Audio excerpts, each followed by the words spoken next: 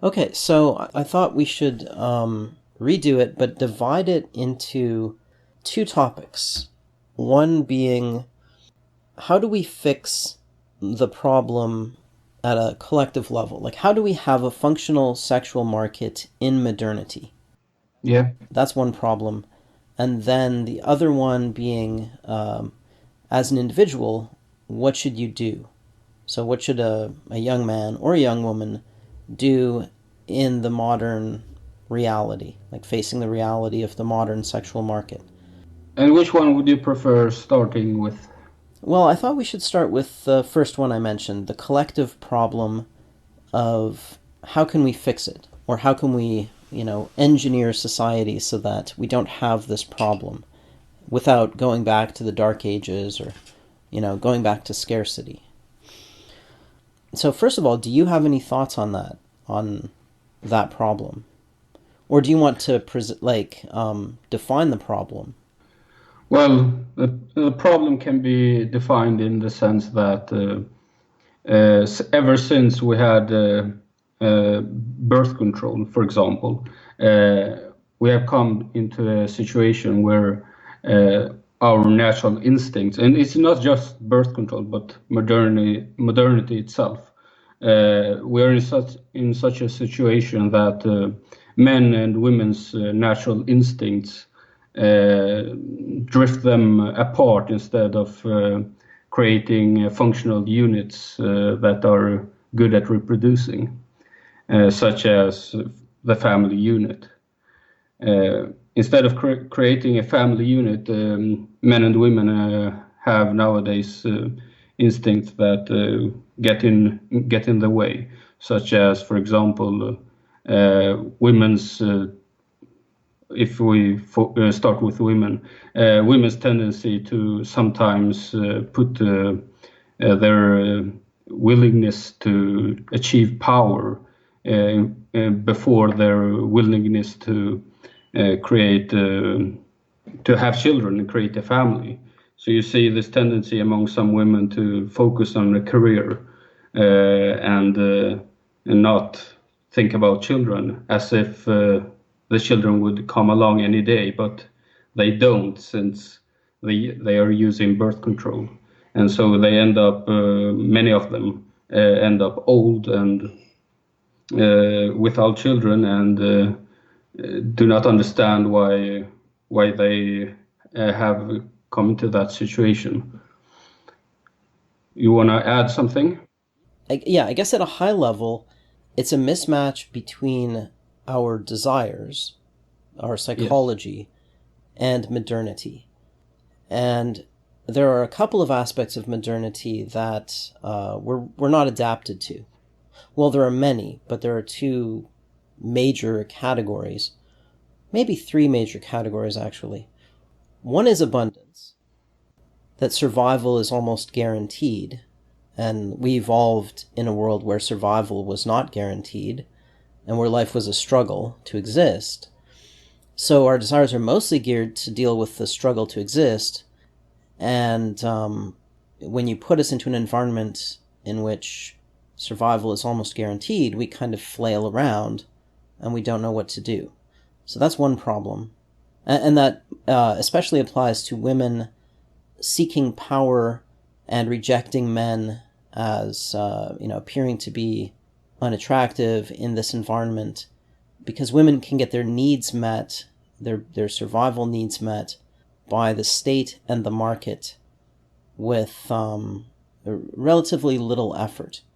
And women evolved to seek power through men, right? To look for male power, but also just to look for power in general, because they would need resources to raise children, right? So you can think of men and women being shaped to pursue different things, men being more shaped to pursue sex, and women being shaped to pursue power. And you can also think of men as focusing more on reproduction, and women focusing more on survival, right? So abundance is part of it. Birth control is part of it too, because birth control enables us to basically short circuit our desires and experience sex without having children, right? And so basically, I've described that as putting the car up on blocks, right? It's like you lift the tires off the ground, you still spin the tires, you get the illusion that you're going somewhere, because you're sort of myopic about it. But with the tires off the road, the car's not really going anywhere, right? So the drives that used to drive us to reproduce no longer take us to that destination. We just spin our wheels. So birth control is another thing. And then I think also, this might be of lesser importance, but it still matters, that modernity is increasingly an environment of illusions. Yeah, we have created information abundance as well as material abundance. And so we can kind of immerse ourselves in simulacra or simulations, whether it's movies, video games, pornography, online, LARPing, or whatever. Like, there are all kinds of ways in which we can divorce ourselves from reality and retreat into these fantasy worlds that are enabled by information abundance. That is one of the downsides with our adaptation as it pertains to capitalism, because capitalism is really good at satisfying desires, Yes. but it doesn't naturally satisfy them in the way we used to satisfy them. So it doesn't, for example, necessarily provide nutritious food, but it could provide us junk food that tastes a lot better than the food that would have made anyone happy in the good olden days, so to speak. Right. Anyone would have been happy with the kind of nutritious food we can get now, but we aren't happy with it because we have even better options, such as junk food. At least better options in the sense that it tastes better. Right. And I also think that there is a kind of mental block that a lot of people have, which is that they have never thought about their desires in psychological terms. So they have no understanding that they are driven by desires, or that desires might not be optimal, or, that desires could make mistakes.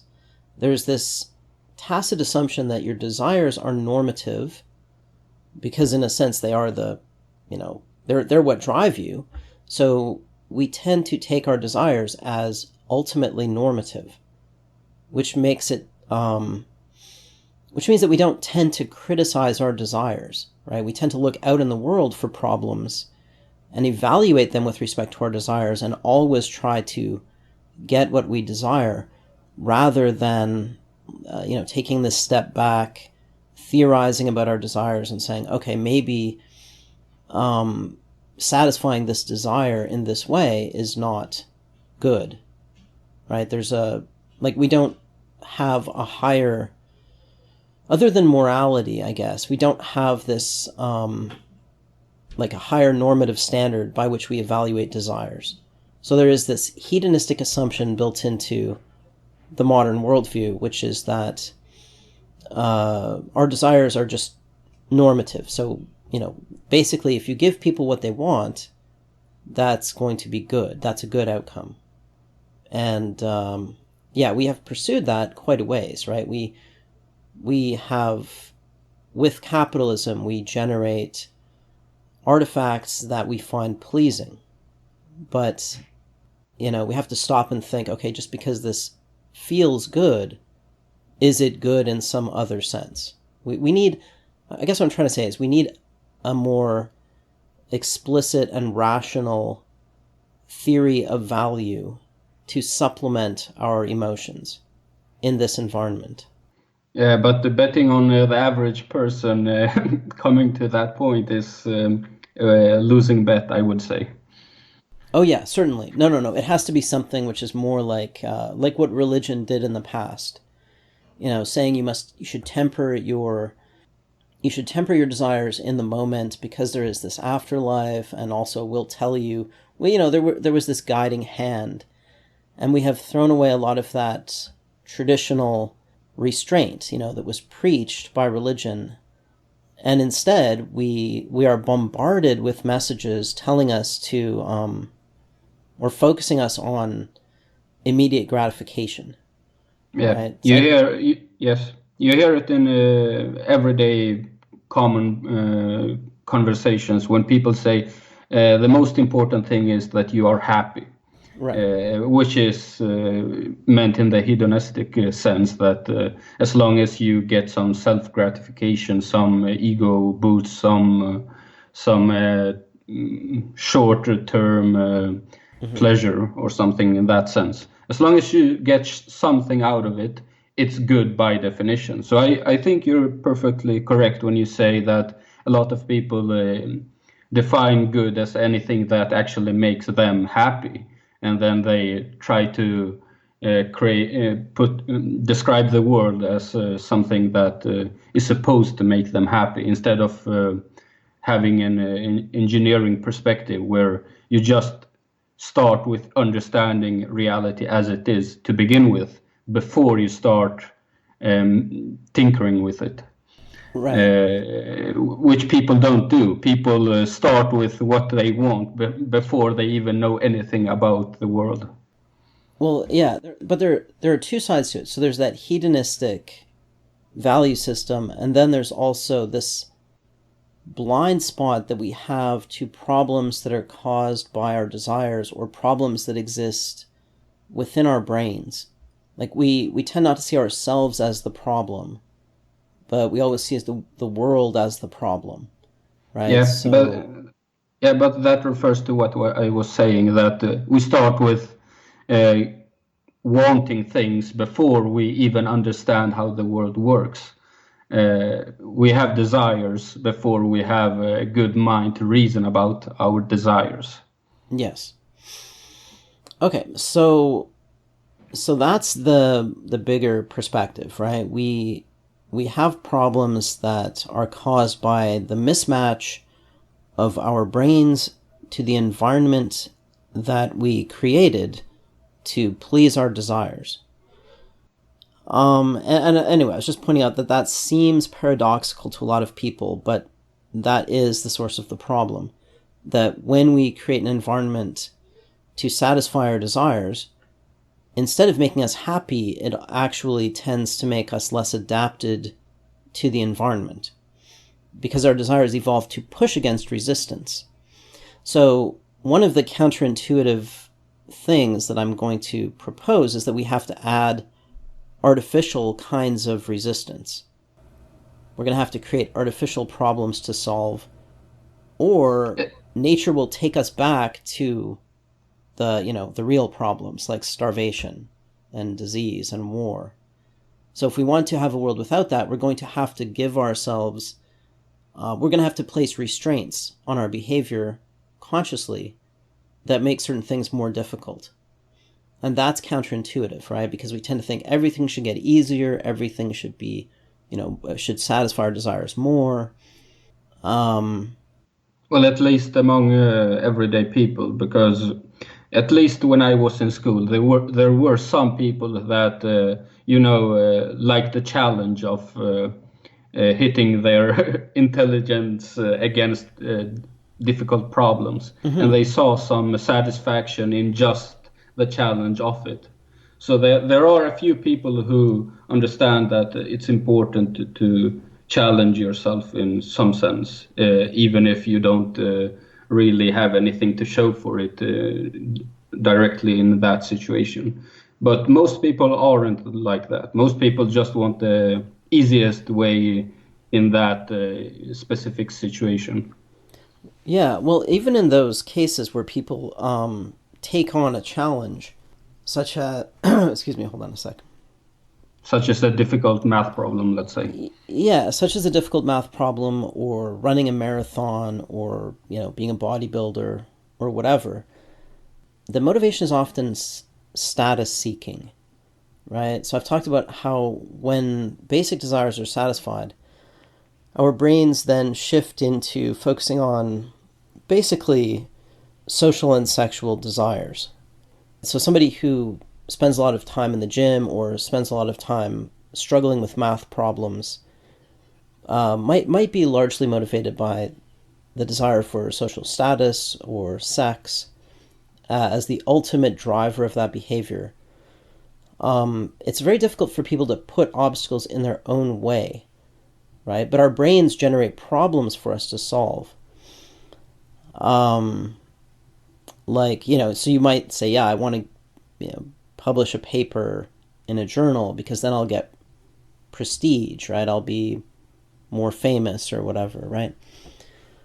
But very few people sit alone by themselves and struggle with math problems just for the sake of doing that, right? So we have to harness those drives.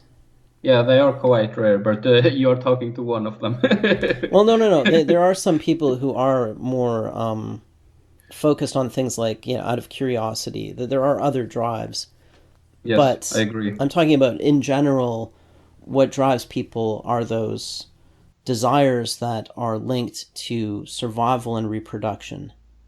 And the drives for social power, or the perception of social power, and sex, or the perception of sex, those are the strongest. After you take care of basic survival needs, those become the strongest motivators. So am I supposed to get from that one of the things you're proposing is that we maybe make it slightly harder to survive, per se? Well, not to survive, no, but to reproduce. That's part of the solution. So I guess we'll get to the solution in a bit, and part of it will involve creating barriers to reproduction. And I think to a lot of people this is counterintuitive because they look at fertility rates in modernity and they say fertility rates are, 1.5 children per woman. Surely the problem is not that reproduction is too easy, but that it is too hard. Or maybe we should subsidize it, right? But that is exactly the wrong approach. Not only because it's dysgenic, but because the problem isn't that reproduction is hard. The problem is that we're not motivated to do it, or that the motivations are, the motivations are not in line with what is best for society. As individuals, we are acting in ways that will eventually have the collective effect of destroying society. Yeah, and most people don't really realize that problem is a self-eliminating problem. The people who choose to not have children will disappear and be replaced by people who choose to have children. So it's not really thinking forward when you think that the future will necessarily be as it is now. It's a problem that exists now, and at some point in the future it won't exist anymore. And at that point you will have a lot of people who will have the desire to have a lot of children. And what do you do then?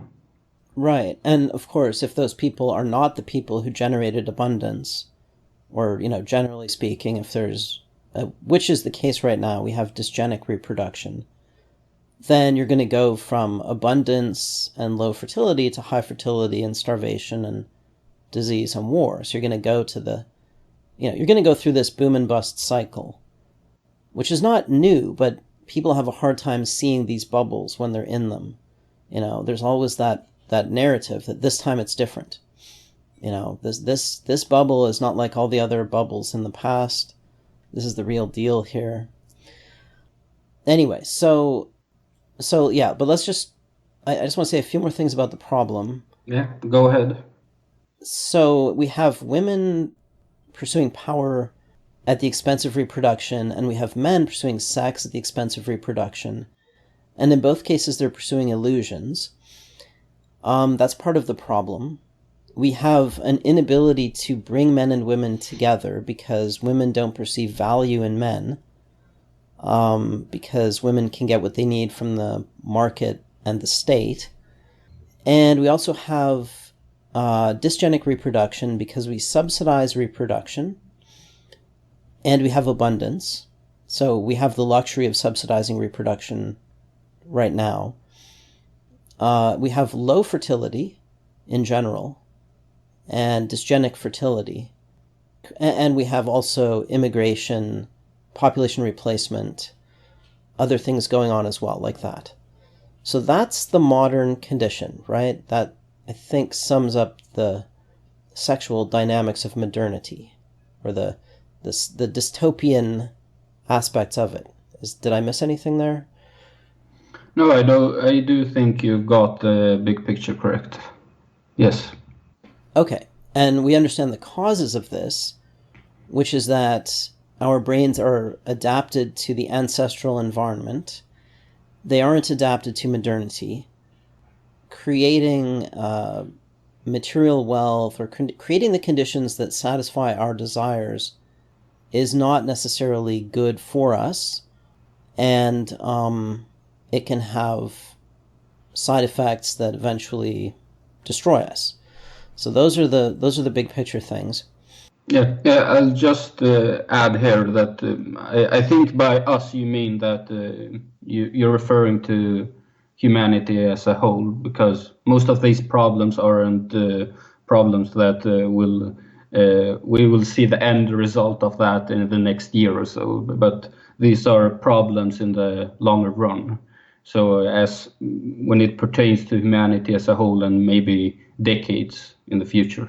Oh, yes. Yeah. Decades, centuries, millennia. I mean, any length of time that we want to have the conditions of modernity, which are abundance and most children living to adulthood, then we're going to have these problems. Well, we're going to have to solve them if we want to have a sustainable form of modernity. As it stands, these are some of the unsustainable aspects of modernity, right? The low fertility, the dysgenic fertility. They're not the only problems with modernity, but those are some of the big ones. So how can we solve them? All right, well, let me just take a break to... My voice is getting a little bit raw, so give me 1 second. Yeah. Maybe you could start by giving me your solution, and we'll see if you have the same answer I do. Well, one of the solutions I would think to when it comes to increasing the male value before women and making it more likely for couples to actually get together would be to end the social welfare state. It has a lot of problems, as you mentioned, separate from this, like dysgenics. But it also has the problem of making a lot of men really unimportant to a lot of women who, even if they have no desire to work, they will stay at home anyway. They can still do that without having to commit to any man or anybody in any way. To increase, for example, the value to some men by doing that, because the only way you could become a regular housewife or even a stay-at-home mom in that sense would be to actually get a decent man that is willing to commit. But of course, the problem with that would be that a lot of people would be going through a lot of hardships, and a lot of people would find it really difficult to say, no, you're not you, mom, who had 10 children with, maybe not 10, but let's say 3 children with various guys, and you have in no way thought about how you will support your children. You'll not get any support from the state. You'll have to rely on yourself or people close to you. So of course there is the difficulty with that, but that aside, that would be one improvement that I could propose. Well, yeah, but it has the problem you mentioned that most people would have a problem with, it's not just the woman, but also the children, like letting them die because she made mistakes.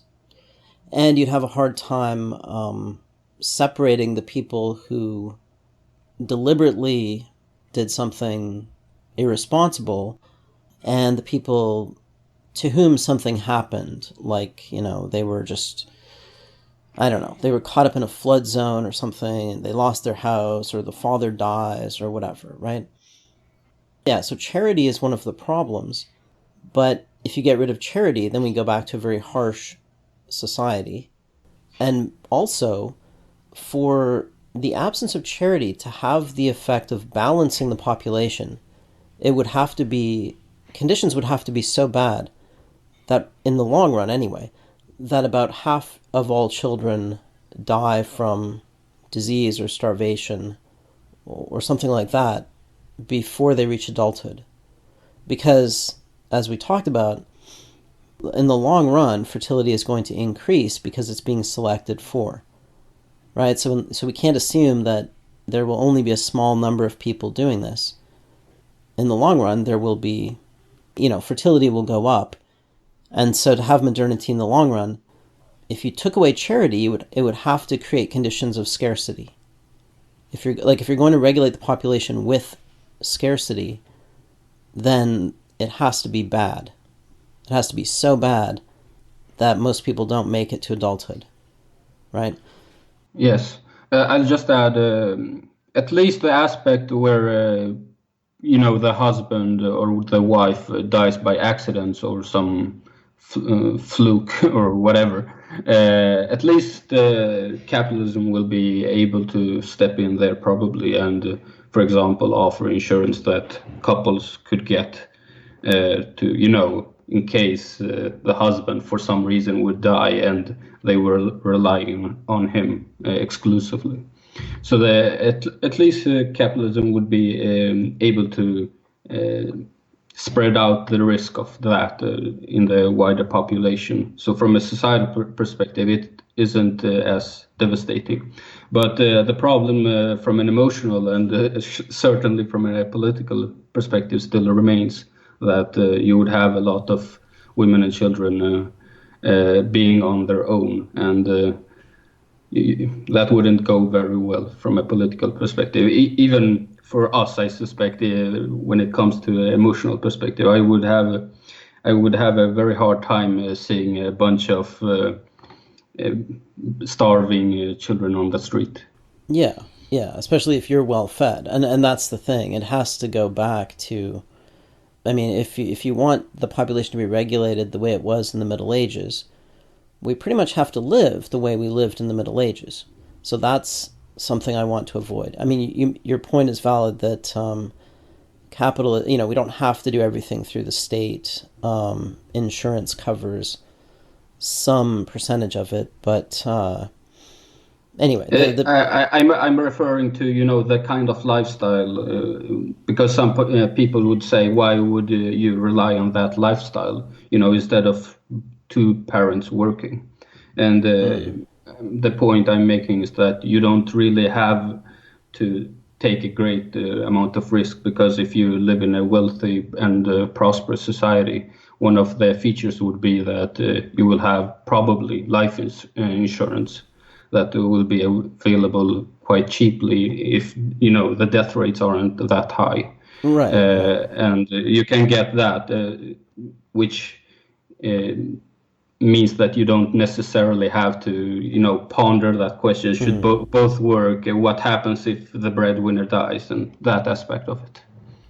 Yeah, as long as we're fairly close to the conditions of modernity, that sort of thing can exist, and that solves some of the problem of taking away charity. But it doesn't in the long run, because poverty would have to get so high and so many people would be close to starvation that they wouldn't afford, the insurance would be more, it would be like they'd have to go without food to get the insurance, so they wouldn't get the insurance. And, there has to be, to maintain the population in that manner, you have to be killing off most of the children, or about half of them, with disease or starvation. So Yeah. I think that, And, that's the goal. The goal would be to avoid that. yeah. Okay, so Yeah, and in and of itself, it's not sufficient, but it helps along the way. The main point, and which you have talked about in your videos, the main point that is required to have a stable population and avoid most of these problems is that you need some sort of license or yeah, let's call it license for people to reproduce. right. Which has some sort of minimum requirements for the license. Yeah, so that's my proposal for fixing this, and then we can talk about how this would affect the sexual market in the long run, and about creating a functional sexual market in modernity. So let's start with the concept of a reproduction permit or license, which is, in a way, it's just marriage 2.0, right? Because it used to be that marriage was a license to have sex. And I think people have forgotten that because we now think of marriage as just this ceremony and a formality. But that was the original function of marriage. It was to say, in order to have sex, you have to satisfy these conditions.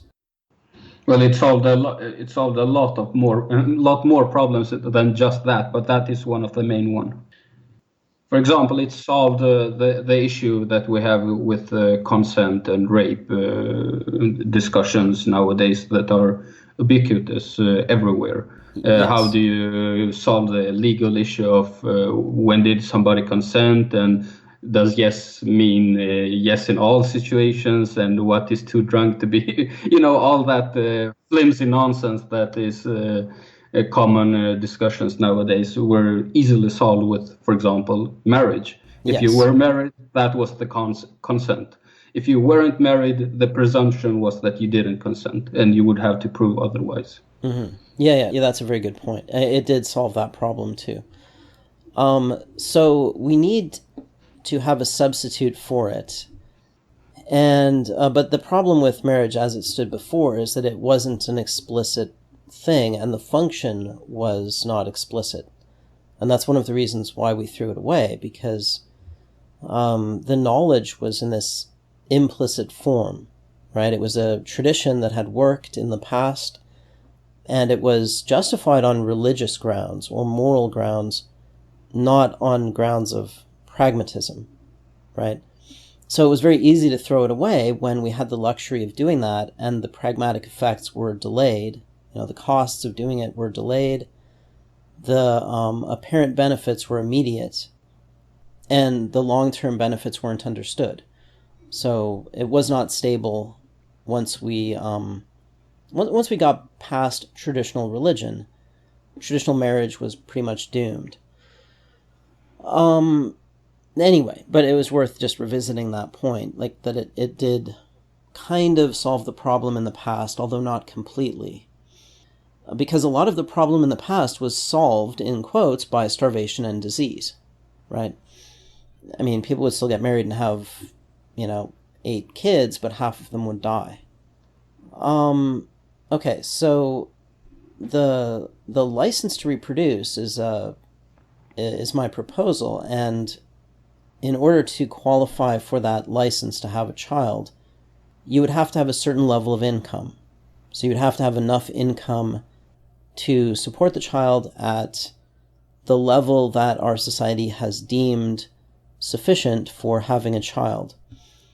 You would also have to be making some contribution to your society, like pay some level of taxation. You have to meet your responsibilities to society. Then you have to be capable of meeting your responsibilities to your children. And you also should be without any serious criminal record. So you have demonstrated responsibility and productivity.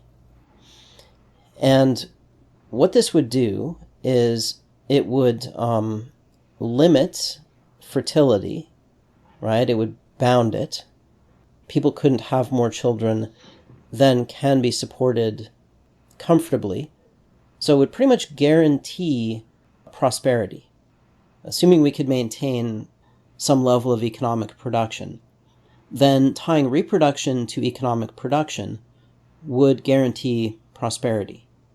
And even if economic production goes down, then the population would go down as well, right? So it ties those two things together. In the past, those things were tied together by starvation, right? And war as a result of starvation, competition over resources. But we can artificially tie them together so that they're coupled, so that we don't have to go down to the level of starvation, right? So we can maintain prosperity. It would also be eugenic. It would select for the traits that make society work. Responsibility and productivity. It is not, how should I put it? It is not micro-engineering the genome. It is not trying to second guess what traits are good or bad. It's not based on IQ. It's empirical. It's based on people's ability to support their children and contribute to society. So it's not trying to, it doesn't require a ministry of the genome or something like that, right? It just requires basic rules, basic personal responsibility. Yeah, and I get your point and why you think this is a good solution, but I've thought about it for quite a while, and there are still many problems even with this kind of approach you're proposing. One of them is that let's say we have created this society that you speak of, and we have the permits and everything, and it's socially acceptable to, for the state to require things from you before you have children. The requirements for permits, if they are not to be, too lax so that they don't inhibit anything, would have to be fairly high, so that population doesn't increase perpetually. So there would have to be some meaningful criteria that would eliminate some people from actually having any decent chance of getting children. Some fairly unattractive and women with little prospects, or some dumb and unproductive, lazy, or even, as you mentioned earlier, some criminal who has already committed the crimes and has no chance of getting any children because he's a criminal now and he has a criminal record.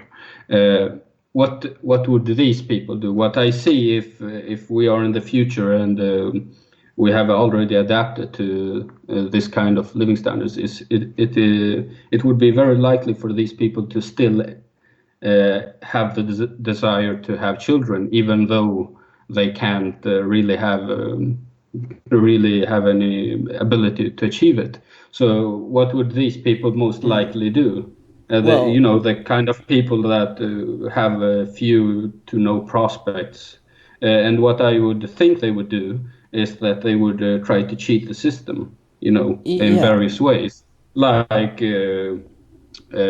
some woman hooking up with some man and going into some faraway place where she can go through her pregnancy without anyone knowing, and that kind of thing, for example. Or a man... Let's give an extreme example. Yeah? She would probably need some kind of state support then, right? I mean, if she's got the agency to go to all sorts of trouble to avoid the rules, then she probably has the agency to abide by the rules and, qualify legally. So, but I guess I would just make the point more generally that this is a problem that applies to every kind of social control. I mean, it applies to pollution, it applies to murder, it applies to driving, it applies to everything. Like, every attempt by society to control human behavior has the problem that there might be defectors from the scheme But that's Yes, of course, but the emotions are very different because if you stop someone from driving, they still have the ability to, get the driver's license later on, and they don't. Most people don't really feel some sort of huge penalty from not being able to drive. You can still take the bus, and yes, it's a bit of more of a hassle, but it's not that big of a deal. But imagine the scenario where that I mentioned, where let's say some woman did this, or even she didn't even go to the woods. Let's say she just hooked up with someone and got pregnant. What do you do? yeah. Well, what Well, and she refuses to use birth control and that kind of thing. So right. she's pregnant. What do you do with her? Well, No, well, now the she's only required. Now she's required to. So now she's committed a crime, and you can't really. It's harder to hide a birth than it is to hide a murder, right? It's easier to hide a dead body than to hide a baby. So, Yeah, but let's skip that. Let's just well, take the no, situation where she's pregnant. She's gotten pregnant. What do you do? no. You In the can't. I'm not. scheme, Okay, well, I understand the problem. Yeah, so there are all kinds of examples of ways that people might defect from the scheme, right? Just like there are all kinds of ways people break the rules of driving or murder or yeah. whatever. But I think the numbers are relatively small. Now, in this example, I'm not saying you would like terminate the pregnancy, although you could if it's early stages. But if she's going to give birth, people are going to find out, right? This was an unlicensed child. That's pretty hard to hide. Yes. So in that case, once you have an unlicensed child, and then you would be required to enter some program, like a kind of probation, where you have to go in, get a birth control pill, or get a shot, or get tested every 2 weeks or whatever. Um, but I think that the And let's just for argument's sake say that the woman refuses. What would you do then? I don't really see. I know what you're getting at, but I don't really see how you could avoid a situation where you would at least sometimes have to make some women either terminate their pregnancies or well, what do you do just. now if if somebody is banned from driving and they continue to drive? Yeah, Eventually, but put them in prison, right? I mean, that's the difference because when driving, it's just you driving. It's not, if you refuse to a driver's license, it just affects you. But the issue that common people will bring up is what do you do with a kid?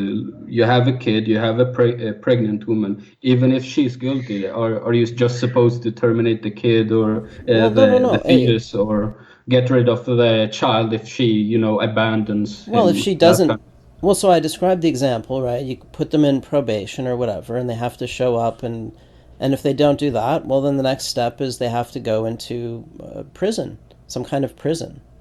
I mean, And it's just like any other it, crime, though. Like yeah, it's no but different from it's any other it's form of yeah, social control. I get it, but I'm bringing it back to the emotional perspective here. What I'm getting at is what do you do with it? Let's take No, the but prison example. What do you do with a child? Is the what child do you supposed to do?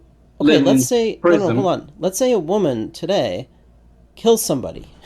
What do you do with? And she has a kid. What do you say? I'm not going to put her in jail because she has a kid. No, but we have charity for that, or at least state charity, Oh, I'm not. welfare. Yeah, but there But should be state charity. Sure, I'm not saying that there shouldn't be state charity. I think that's key to this whole system working. Is that I'm not saying get rid of welfare.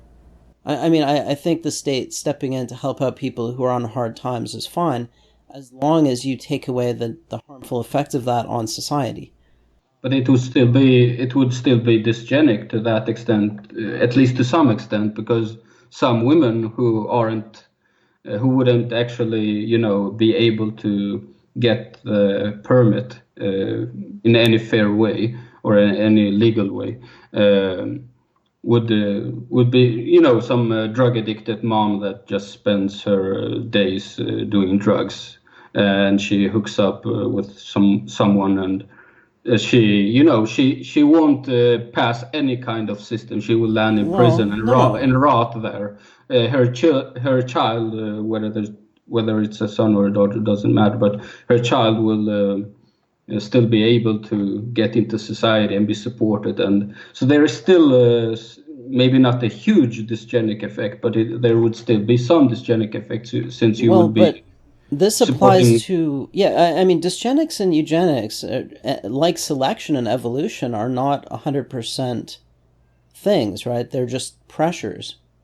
I Yes, of mean, course. like, you can have a one-legged rabbit that somehow manages to reproduce, but you don't, most of them won't, right? So it doesn't really matter that that it isn't 100% effective. What matters is that there's a pressure on the genome that's in the right direction and not the wrong direction.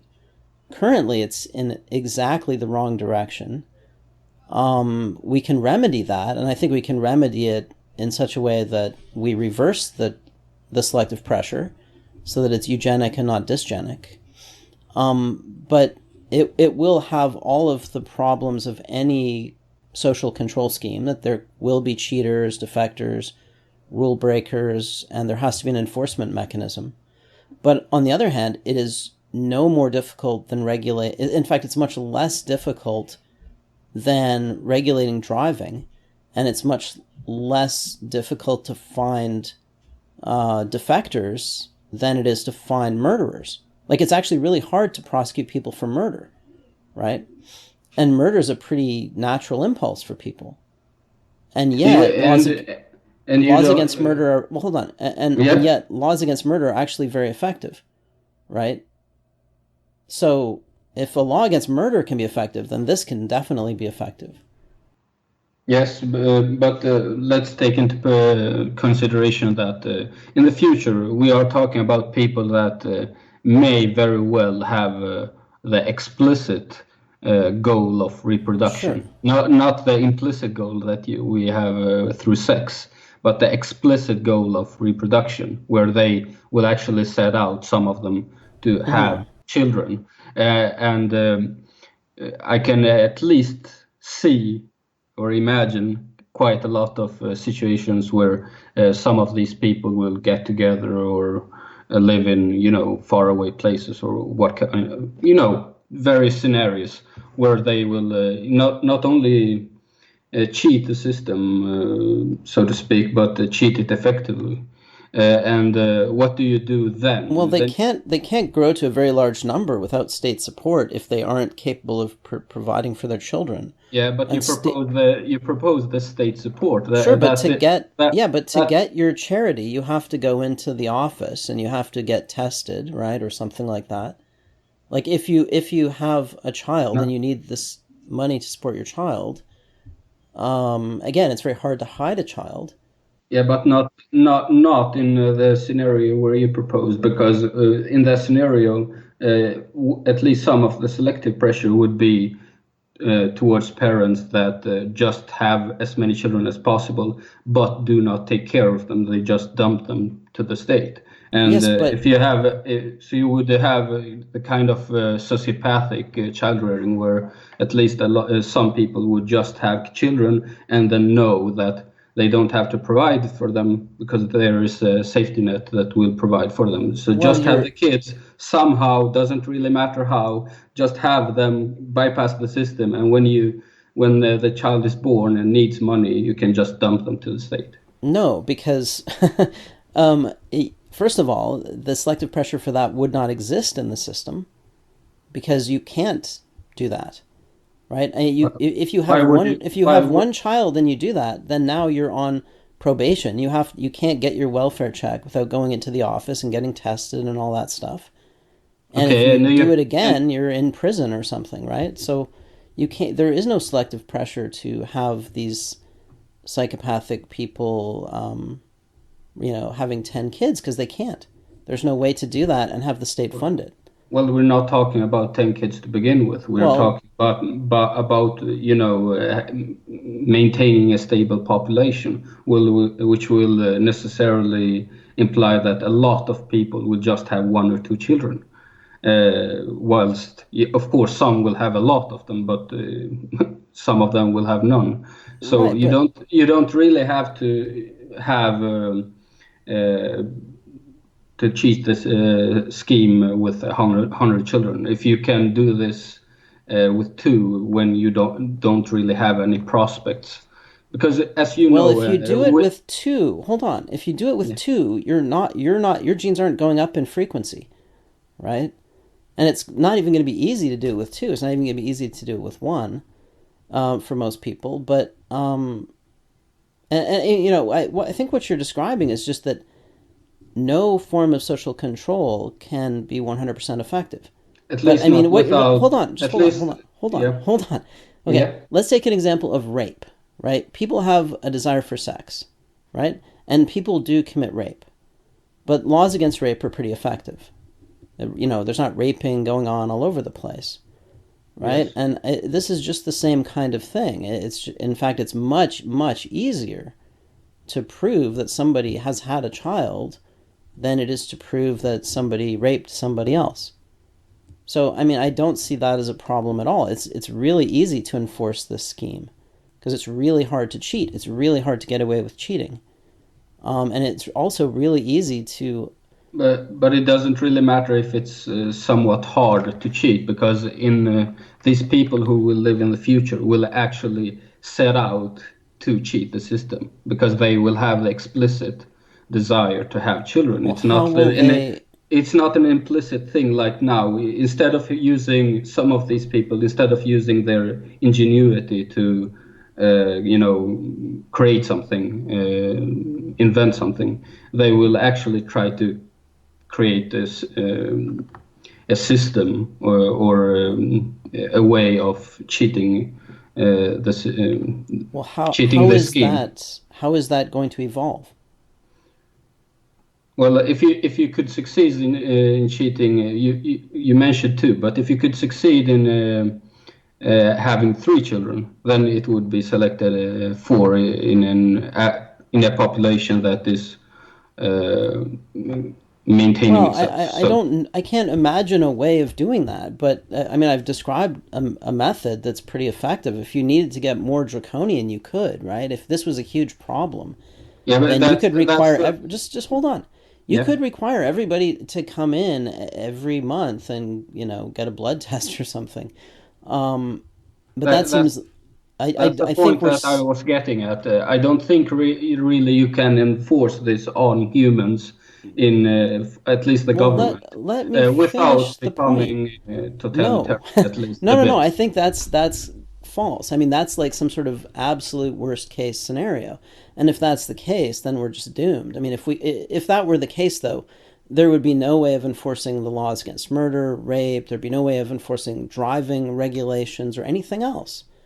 Well, You're trying to find some like but there's a you're significant proposing. Let me difference. finish. Let me finish. You're proposing that in an environment in which in which it's very difficult to do something, in which the selective pressure is against it, deliberately set up to be against it, somehow there's going to evolve a scheme that allows people to have three kids at the expense of the state without the state being able to stop them, even though they need to get food from the state to feed their children.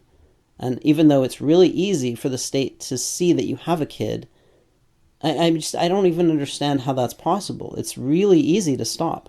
Let me be a bit more specific, so that maybe you understand me.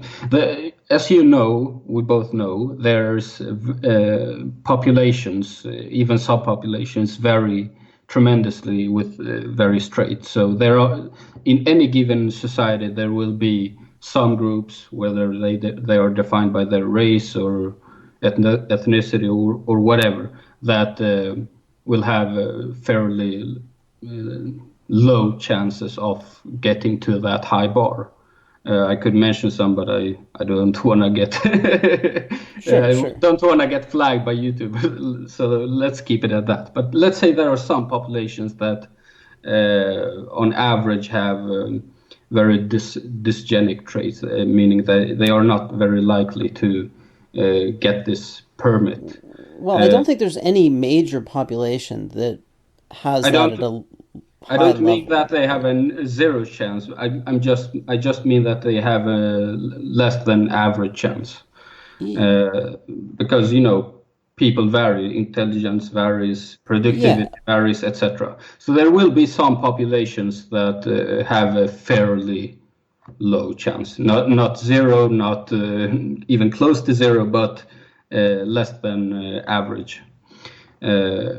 And among these people, it would be completely understandable, at least from my perspective, that these people would get together and try to live in a smaller society, sort of ghetto-like society where they can have children and where nobody will find out, outside the ghetto.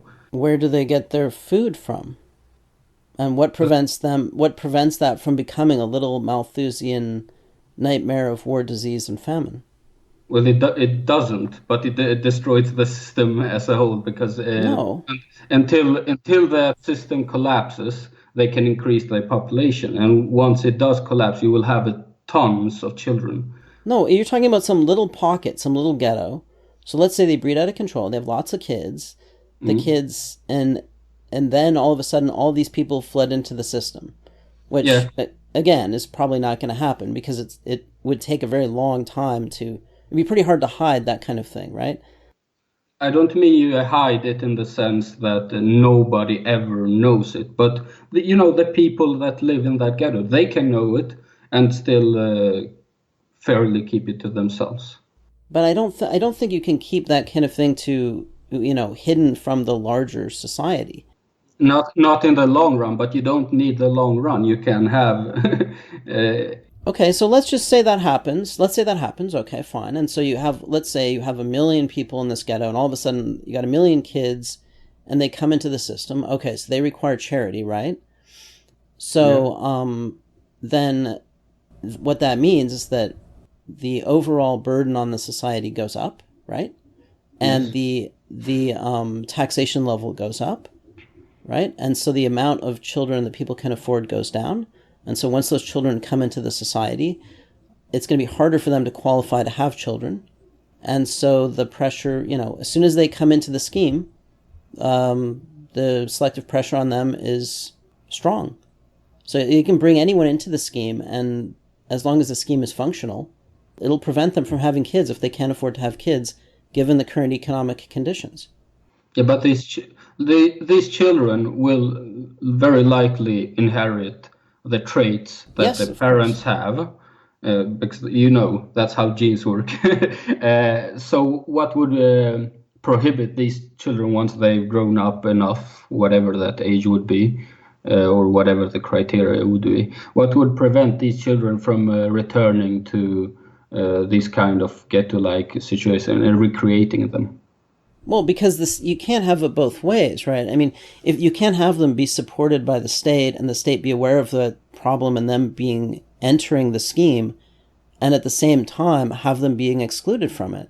I mean, You like enter. if there was this huge problem, like let's say, and I think this is very hypothetical because this is way off.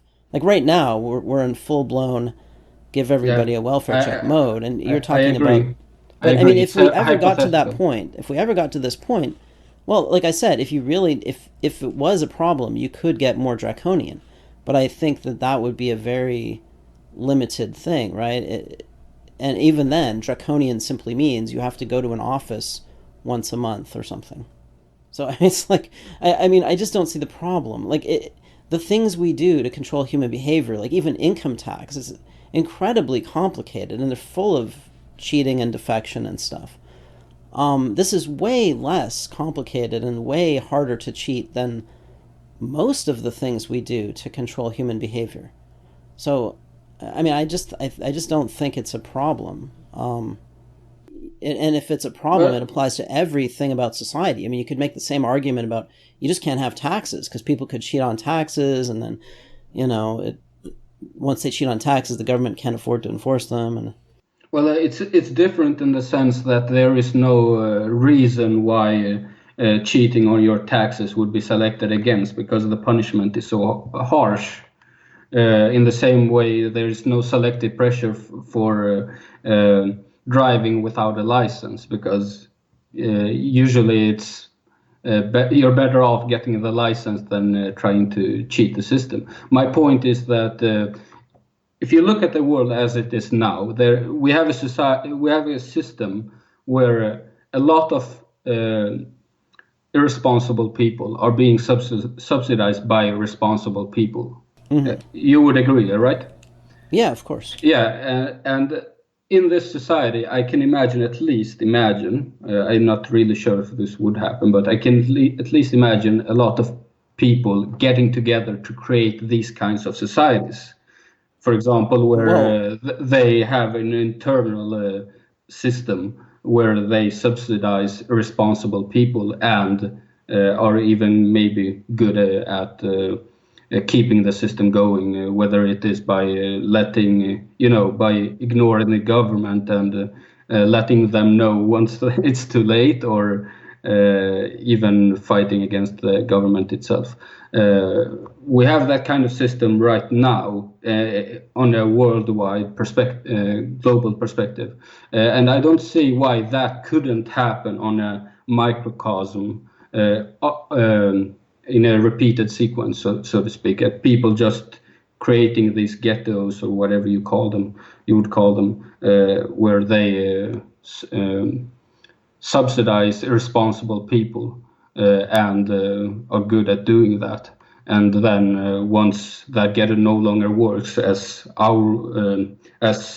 modernity won't, if we continue like this, once that happens, it can collapse. It will be rebuilt again. And I suspect this would happen more among people who are very unable to get any permit. So I do think you would have to be slightly more draconian than you think. Well, I don't know. I mean, not completely totalitarian, no Soviet Union like shit or something like that. But I do think you would have to, maybe once these clusters are created among people, you would maybe have to go in and divide these people. Well, I suppose it depends on how long things go on. The difficulty of imposing the scheme gets greater, but my answer remains the same, that this is not more difficult than anything else we do. I mean, if like I said, you could make that kind of argument against any form of social control, that people can find ways to evade it, that they have incentives to evade it. The fact that biological selection is involved doesn't really matter, because there are other kinds of selection, like, incentives, mimetic selection. You can make the same argument about the mafia, right? Well, we can never enforce the rule of law because people will form little gangs to, get around the rule of law and create their own little societies and so on. And yet we can enforce the rule of law. It has problems. It's not always easy, but it requires the will to do it, but we can do it. So yeah, that's the point. It requires a will to do it. Sure. And I'm not really sure it will be there in any kind of stable manner. It might be there initially, but it will fluctuate, and people will seize that opportunity. Sure. Okay. So, this is not a criticism of the proposal. No, not necessarily this proposal specific. I'm more criticizing any kind of stable system. But the point is that saying it might be difficult to get the political will or whatever to do something like this is not really a criticism. It's a valid point. But it's kind of like saying, well, we have this rocket ship that we could use to deflect the asteroid so it doesn't hit the Earth, but it's just tough to get the political will for people to do that, because people are dumb and, whatever, they don't care. So it's very likely the asteroid will hit the Earth and kill us all. But it's not a criticism of of saying we have a rocket and we can launch it and deflect the asteroid, right? It's just saying we might not be smart enough to do it, which is true, but it's not a practical difficulty. No, I agree with you. It's not from an engineering perspective. It's not in any way impossible to do, but I do think we humans will have very hard difficulties accepting this from an not just political, but from an emotional perspective. Well, People I will. will have it quite a hard time, at least initially, accepting this. There does appear to be a lot of resistance when I bring this up, which I find kind of hard to understand because, Well, I understand it at least. okay, yeah, yeah, but the thing is, first of all, there is no alternative in the long Yeah, run. But also, we had marriage, which was more draconian. yeah, but And we have other things that are in many ways far more restrictive of human behavior. yeah, but they at least have moral support. These kinds of things we are proposing right here now, I don't think would be viewed in any system as necessarily moral. That there is no Well, religion, there is no perhaps. political party, nothing that advocates for these kinds of ideas. So there is no real moral support among, the public, and for them it is very important that morality is considered. Otherwise, you're evil and all that stuff. I get that, but again, this is like, okay, so maybe it's considered evil to stop the asteroid from hitting the Earth because the asteroid is a good thing, it's God's will or something. But, if you want to make modernity work, then you have to go beyond traditional morality. But I will also say that we have changed, our morals change very rapidly. Like, look at what has happened with something like homosexuality. And I would also say that the man on the street says things like this in a way, like there should be a license to have a kid, is actually a common joke, right? So I don't think it is that far from Yeah, but normie morality. Hold on, let me just finish though. yeah, And also, it is very easy to justify in terms of balancing rights and responsibilities. And it also has both a left wing and a right wing moral justification. The right wing justification is balancing rights and responsibilities, not dumping the costs of your behavior on the commons. That's the right wing thing. Don't dump the costs of your behavior on society. The left wing justification is this would eliminate poverty. There would be no more poverty. Prosperity for everyone, which is what the left claims to want, right? And also, the left claims that genes don't really matter. And they view reproduction as being sort of a negative thing. And, it's sort of bad to have children. It's bad for the person to have children or for a woman to have children because it's interfering with advancing her career and so on.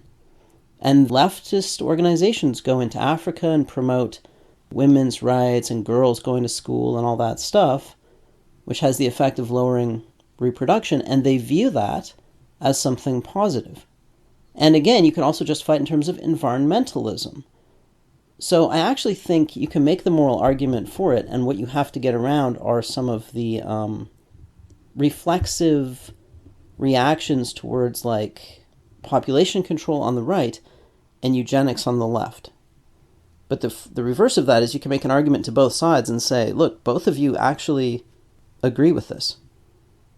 Well, the issue here is then that people are, morality is mostly a ruse. It's mostly just power seeking. So these kinds of reasons that are given won't actually follow the logic as you did. They will dismiss most of what you say if it's convenient.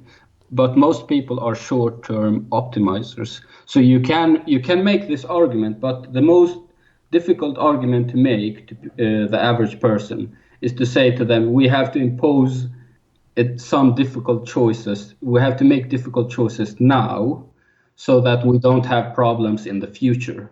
And that is what we are proposing here. We have to Yeah. Well, change I think certain that's all. things. I concede the point that getting political will to do anything now that would actually solve any problem is difficult. But that's Yes. not a counter argument because, again, it's like the asteroid is going to hit the Earth scenario. Unless you have an alternative way of moving the asteroid, than pointing out that, well, we might not be able to get people to agree to launch the rocket that we have sitting on the launch pad, like that we could easily do, right? So the point is we could easily do this. We might lack the political will, but it is the only solution. Yeah. So that's my position. Now you could say, I think we're not going to do it, and I would probably agree with that. We're probably not going to do it. We're probably going to have a collapse, and billions of people will die, and we'll go back to the Middle Ages. That's probably what's going to happen. But if you're talking about what is the best solution, you're not talking about what is the most probable outcome. You're talking about what should we do, right? So a counter-argument would have to be there's something better that we could do, or something else that we could try. No, and I'm not proposing anything better. I don't have anything better. My criticism isn't engineering related. I do think that if we had the desire to do this, and we actually, as a society, decided we're going to do this no matter what, we're going to make this work, we would actually succeed. I'm pretty sure that we could do this if we wanted.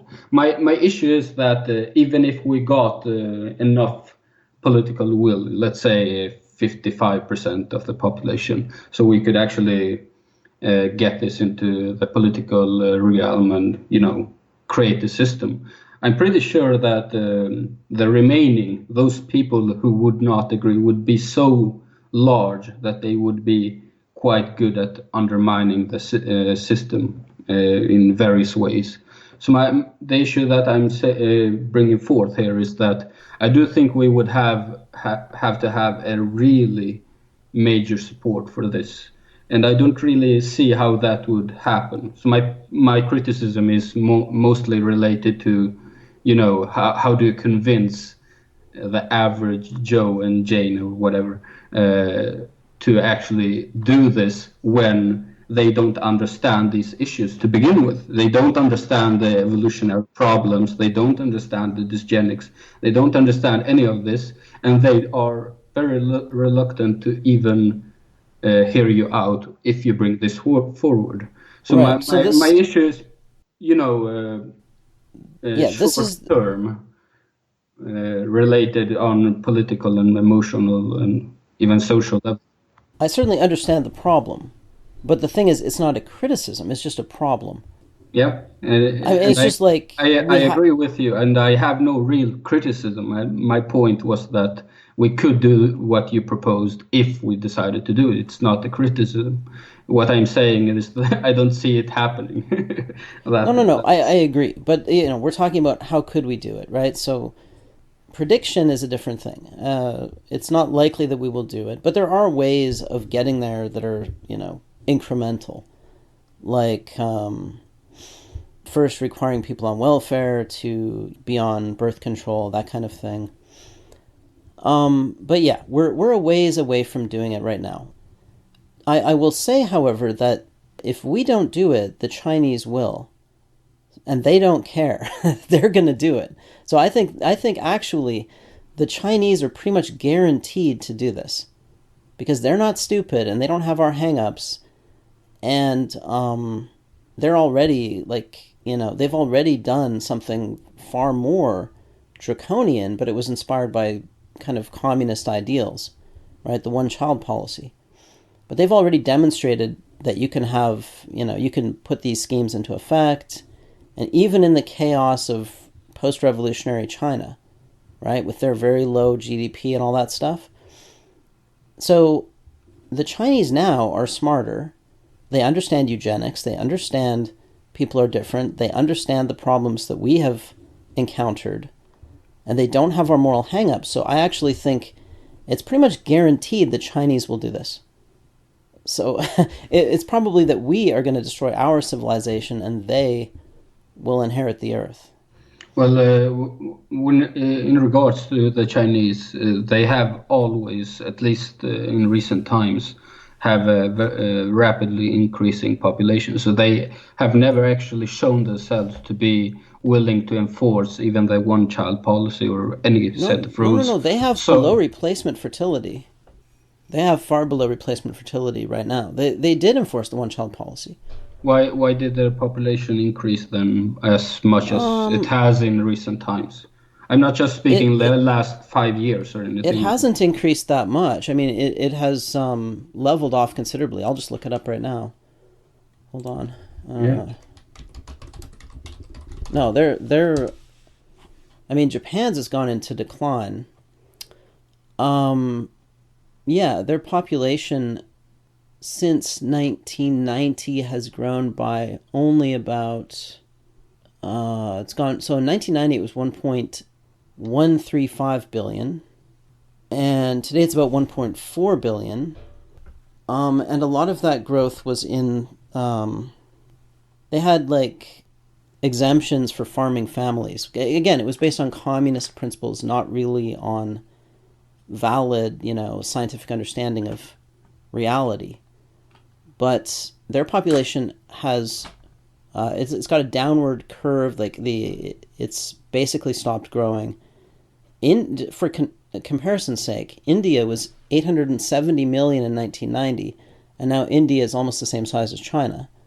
So India has been growing pretty much linearly, and China has been tapering off.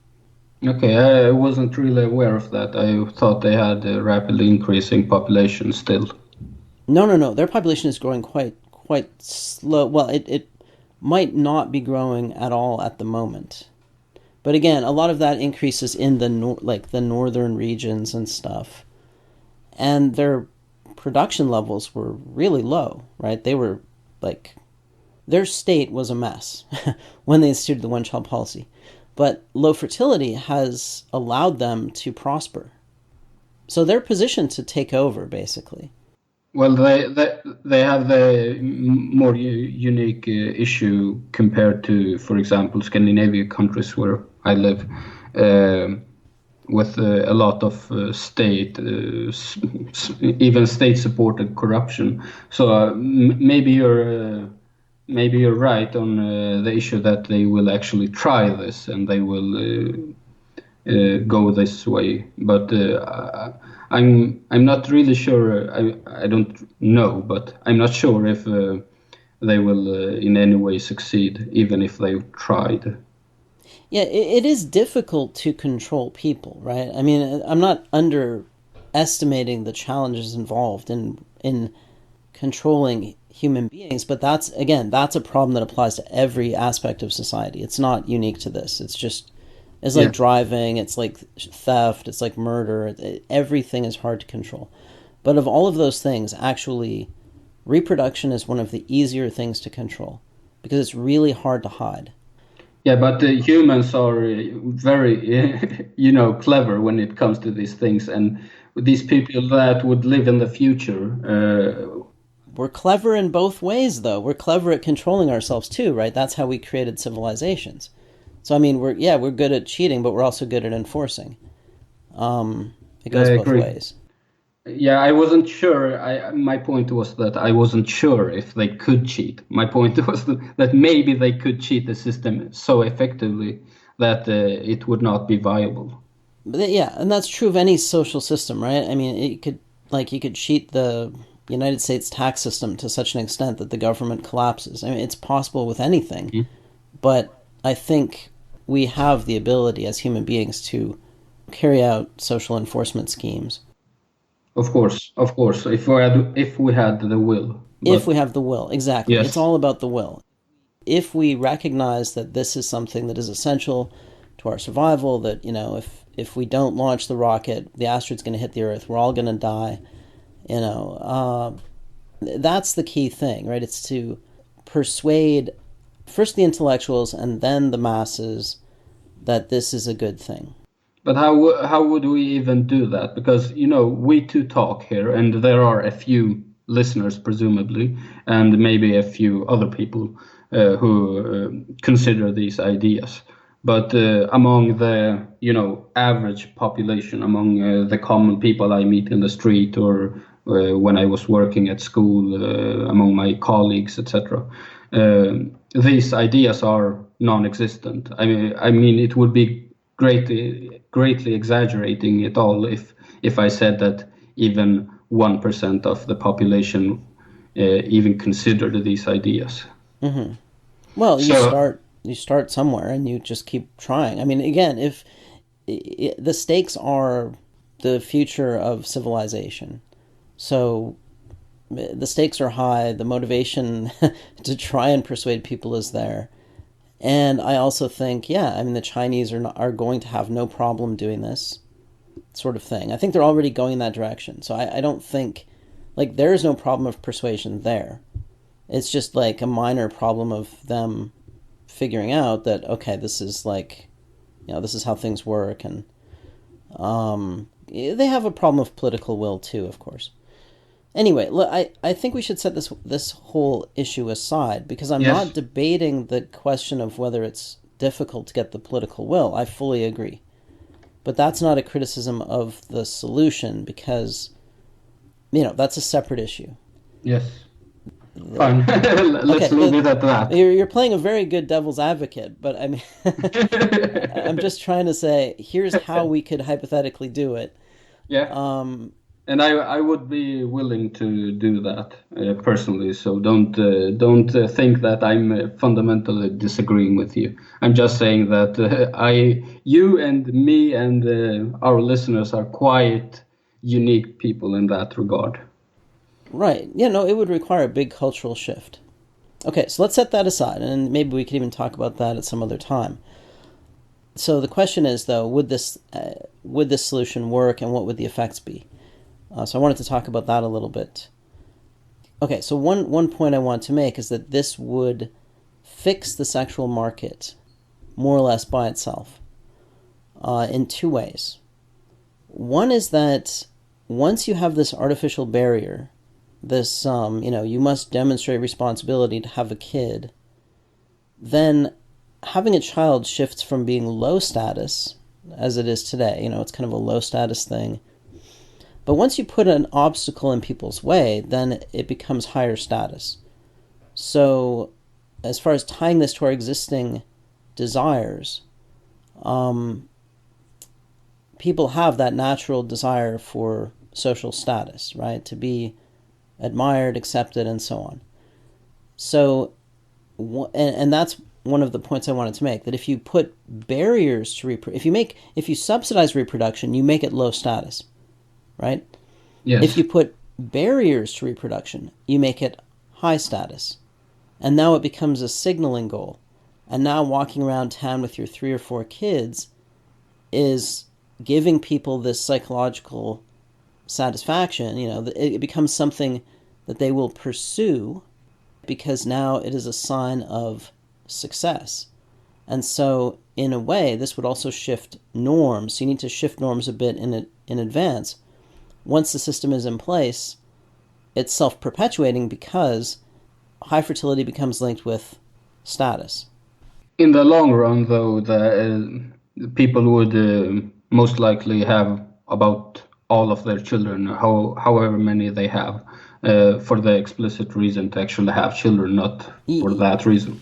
Yes, in the long run, that's true. But still, I mean, we're working with a brain, and our desires are a bunch of heuristics. And I don't think we're ever going to have the explicit desire to have children, because I don't think there's an evolutionary path to that kind of desire. I don't think we are capable of evolving a desire that's that abstract. I'm slightly surprised that you say that, because that's how I decided to have my son. For philosophical reasons, same as you. I'm not saying that you couldn't conceptually believe that was valuable. So I agree that it would become a cultural norm that having children is good, is the purpose of life. That would emerge over time. That's probably guaranteed to emerge eventually if we don't fall all the way back to something else. But you mean that it won't be strictly biological? People will more or less maybe get it from their parents or something like that, or people around them. Yeah, and the way culture propagates, like, everything has to go back to, well, again, most people are not like us, right? So we should not use ourselves as models for the average person. That's perfectly correct. Okay. And most people are driven by immediate gratification. Okay. It's a little bit of a tangent, but I think this is kind of relevant. So I'll just go into this. The native people in Canada today are very unproductive. Many of them live on welfare. Their reservations or reserves, whatever they're called, are really in bad shape. For the most part, there are a few that are better, some are worse. But that's a general rule. Now, go back 500 years, and these people were capable of doing things that required a lot of work up front to harvest resources, prepare them for the winter. They were capable of working hard for the future. And yet, in this environment, they don't. And so there's this tendency to view everything as, low time preference, high time preference, that kind of thing, right? But I don't think that's actually what's going on. I think it's that some people will work for abstract ideas, like for money, right? Which is just an idea. But the currency of our ancestors was social credit. It was like people liking you. It was having friends. It was having people respect you. And we all have that still in us, right? We have this internal recognition of those things as valuable. And that's an earlier form of currency. And so what motivated a hunter to go out and hunt, or a fisherman to bring back enough fish for the winter and to feed his family or feed part of the village for the next 6 months? It probably wasn't the abstract calculation of, I need this food to live for 6 months. Or maybe there was that calculation, but it was augmented by the fact that when he came back to the village with a whole bunch of fish, he was a hero. He was cool. He had high status. People liked him. People respected him, right? We're very much driven by those instincts.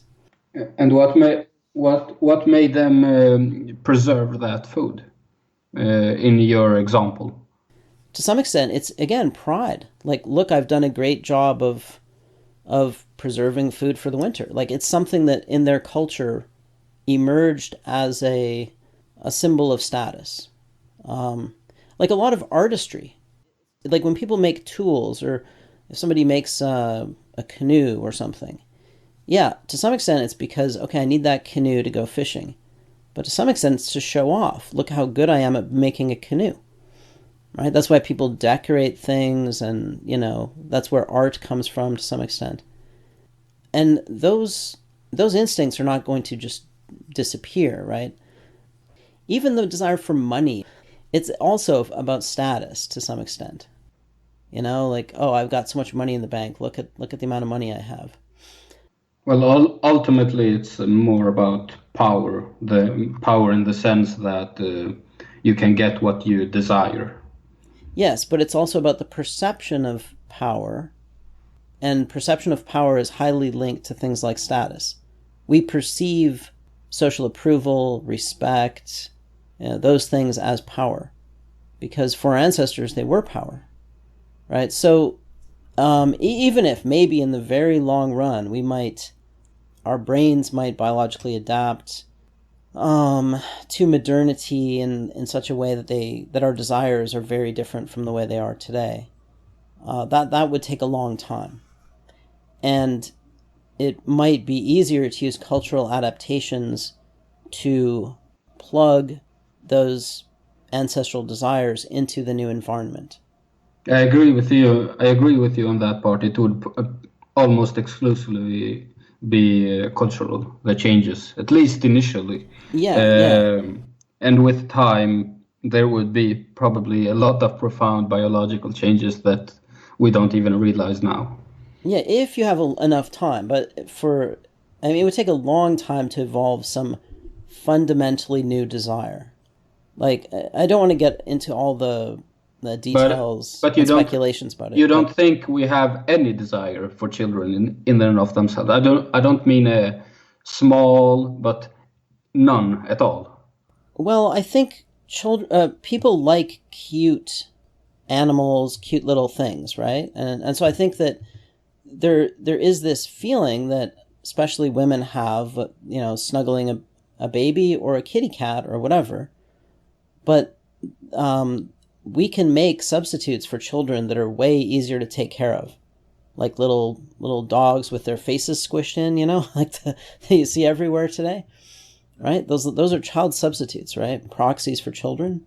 Yeah, but I'm referring to drives, evolutionary drives that we have until now. Do you really think that we have no evolutionary drives to have children specifically? Well, I don't think we have any mechanism in our brains that would say, have a child. That's not how desires work. It's more that certain things feel good, or certain things generate a sequence of psychological events that leads to a certain kind of behavior. Yeah, but in your way of phrasing things, do you not think there is some mechanism that makes us feel good by having children? Yeah, but it's the one I was describing, that cute faces. We like to be smiled at by cute little things, and we like to stroke them, and that feels good, and sitting with a cute thing on your lap and stroking it feels good. But we can't, that's it. That's the mechanism. So so there are a bunch of mechanisms. We have many different sexual desires that, are not just about having sex, but about how we relate to children, how we relate to mates, and so on. They're a collection of ad hoc heuristic feelings, and that's it. And we are getting pretty good at inventing things to plug into those desires that aren't children or aren't mates. We can simulate the triggers of our desires much more easily than we can generate the reality that they were designed to plug into. Yeah, but in the long run, won't we be, so to speak, selected against any kind of substitute for it? Well, I think the selection will be cultural first, and I think that cultural selection will render any other kind of selection irrelevant. Our conscious values emerge out of experience and how experience relates to our emotional feelings. Our emotional experiences relate to other experiences. But it's not like we're born with an idea, have kids, or even have sex. It's more like certain stimuli generate certain emotional responses. And the net effect of all of those things is that you generate values and then you act on those values. And as you know, in this environment, many people generate a negative value about children, and many people generate a positive value about, having a career and having a little doggy or a little kitty, and, living in the city and having fun, all that stuff, right? Yeah, I agree. Because there's no mechanism that says reproduce. There are a bunch of mechanisms that make you attracted to different things and repulsed by other things, and over a long period of time, this process generates values, but there's no guarantee those values will be aligned with reproduction. But let me just ask one thing that interests me here in the way you describe things. So in this view you have here, does this even leave room for any reasoning at all? Actually, since you're just referring to the human brain as a bunch of ad hoc drives, it does seem like reason doesn't fit into that worldview. No, it does, but at least not any. I mean, any reason as a consequence from the drive. I mean, it sounds like a person that works like that would have no ability to reason about his drives to begin with. Well, you can reflect on your drives by developing a psychological theory. You can philosophize about your values. You can try to make your values into a coherent system. Yeah, but reason them and manipulate them so as to change your drives. Well, you can't really change your drives, but you can reason about your values. So there's a distinction between drives or desires. I usually call them desires. And values. Values are ideas. So there's there's a feedback. Like almost every complex system is based on feedback, right? And values are ideas that generate the will to get them. So, like, for example, let's say you're playing chess. You will want to win the game, right? And that's a kind of desire. Now, that desire is generated by the idea that winning the game is a good thing. So the desire is generated by a value, but the reason why you have that value is because winning games in the past has led to things like social status. The psychological reward that you got in the past from winning games was that people respected you, looked up to you, you got that kind of dominant, subordinate reward, right? It's dominance, basically. So ultimately, the desire to win the game comes from that dominance instinct.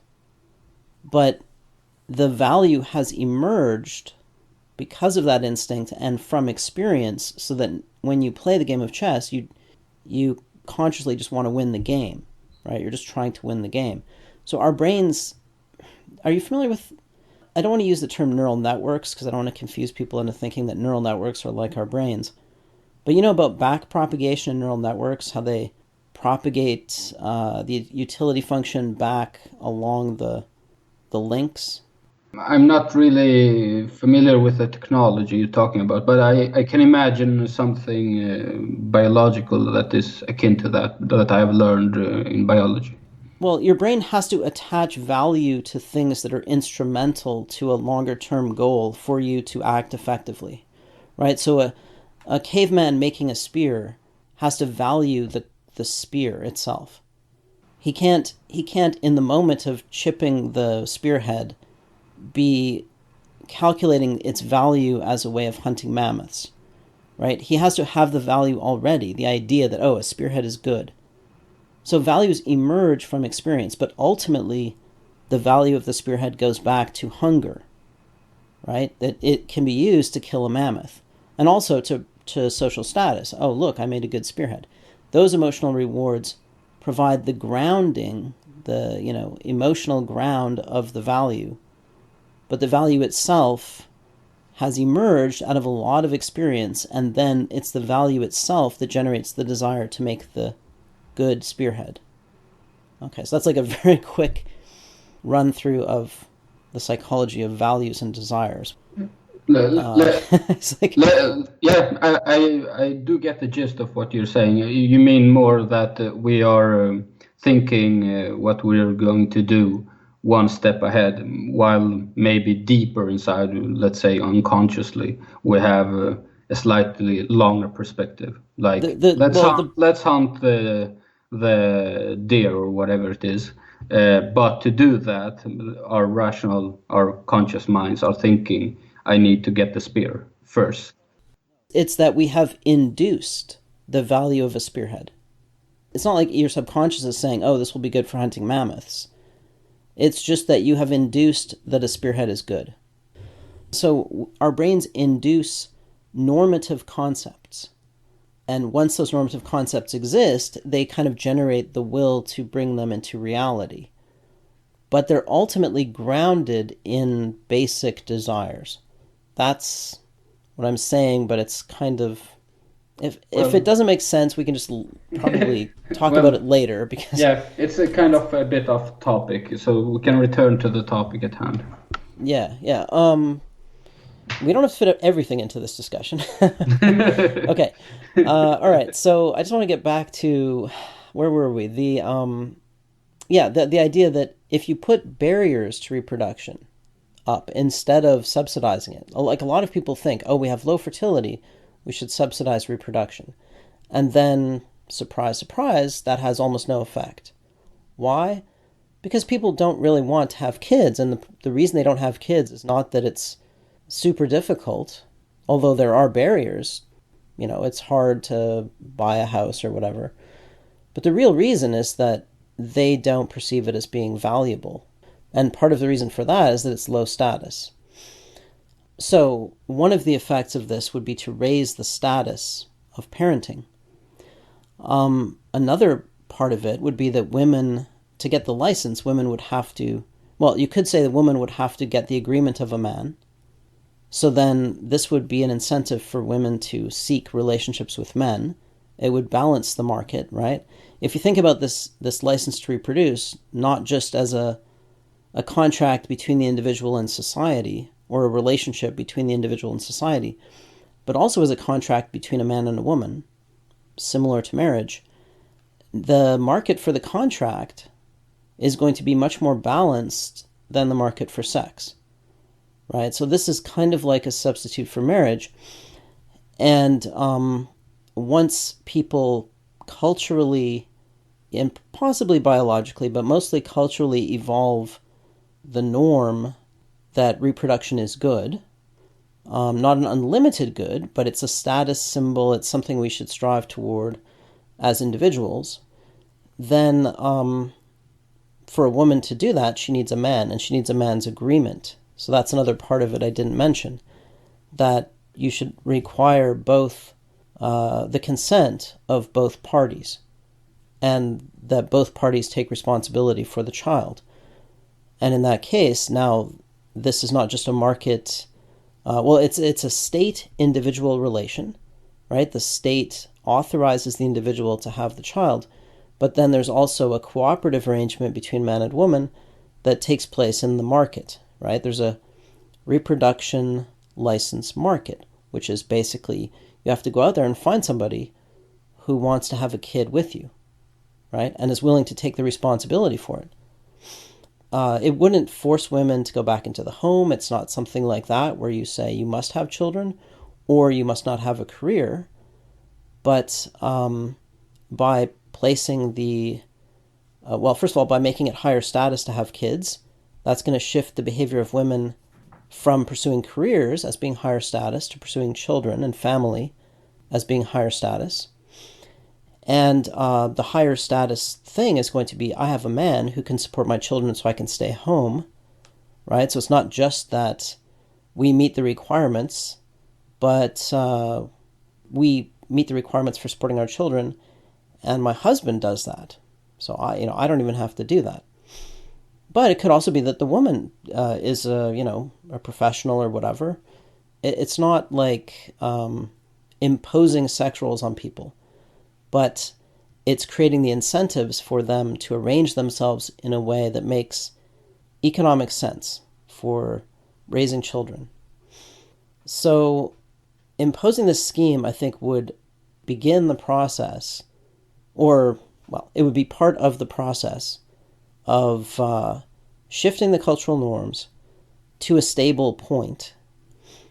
And it would create a functional market for relationships. So that, I think, you might want to take the devil's advocate position on. So do your worst. No, I don't see anything wrong with what you proposed in any fundamental sense. I do agree with you that if we did that, or society did that through presumably government edict, and social acceptance, you can't forget that. Mm-hmm. If you did that, if the will existed and you did that, it would most likely work. I don't really see any engineering fault in what you mentioned. And there would be a lot of other side benefits that maybe aren't really worth mentioning, but there would be a lot of benefits to what you proposed other than solving these issues. Such as, eugenic population changes. People would most likely become far more responsible with their sexuality, even outside of pure reproduction.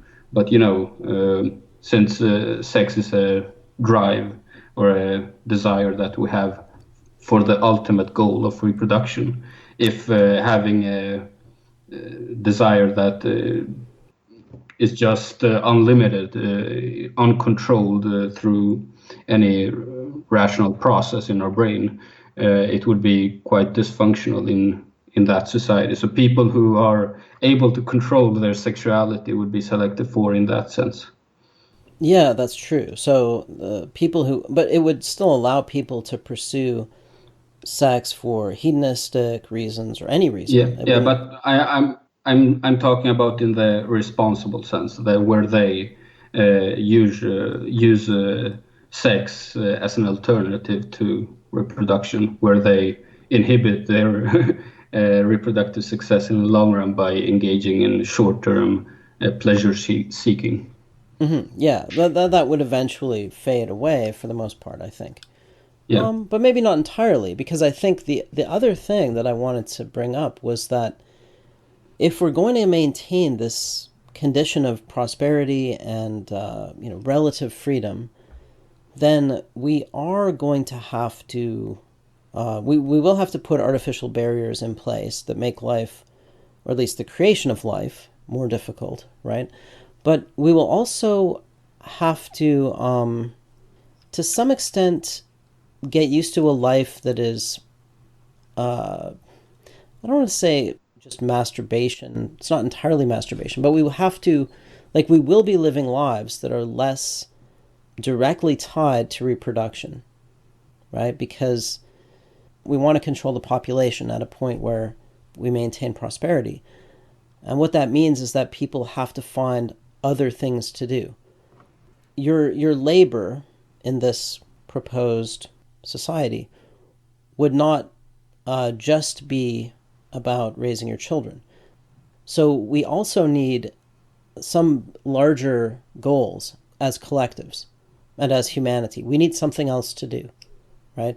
So from all of the history of all living beings have just been trying to reproduce themselves, right, as individuals.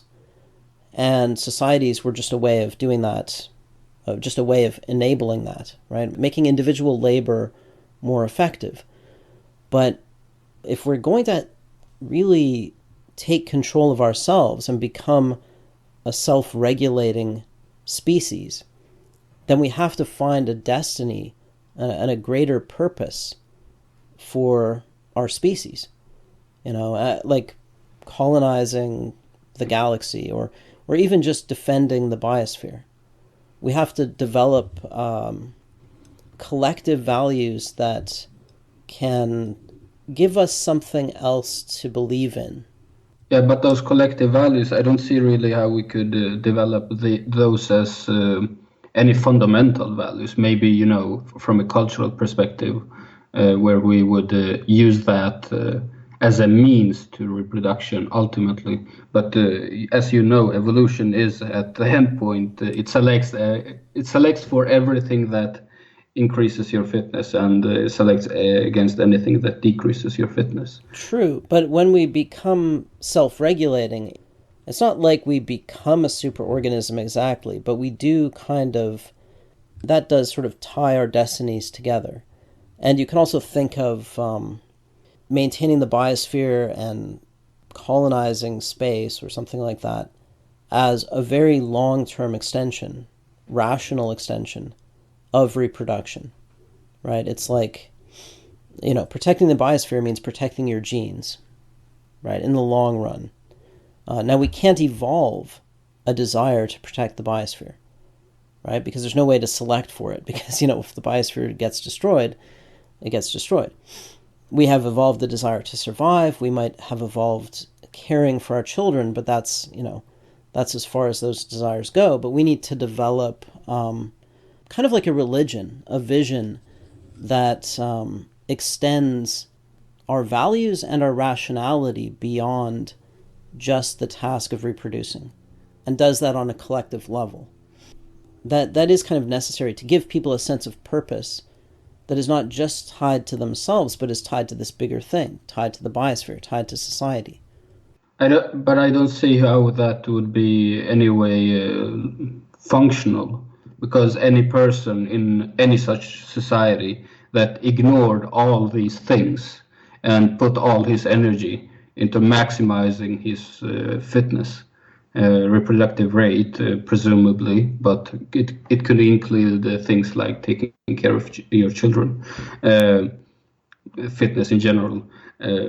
These people would be always on average they would be more successful than people who had other endeavors. So in the long run, I don't see how people why people would waste so to speak No, waste no, no. their time. There's no waste. No, no. It's just like any other thing society does, right?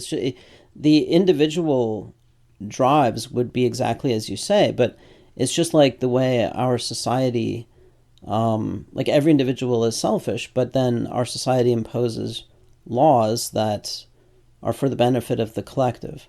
Yeah, So I understand the point. You could do this on a government level, but I'm talking about people. no, no, no. But I'm not necessarily just talking about imposing it, right? We understand that something like theft, even though I might want to steal, I might want to get my food for free from the supermarket, but we understand that that's a shared norm, right? That stealing is bad because, well, it's negative for us collectively, right? It's a tragedy of the commons or a prisoner's dilemma situation.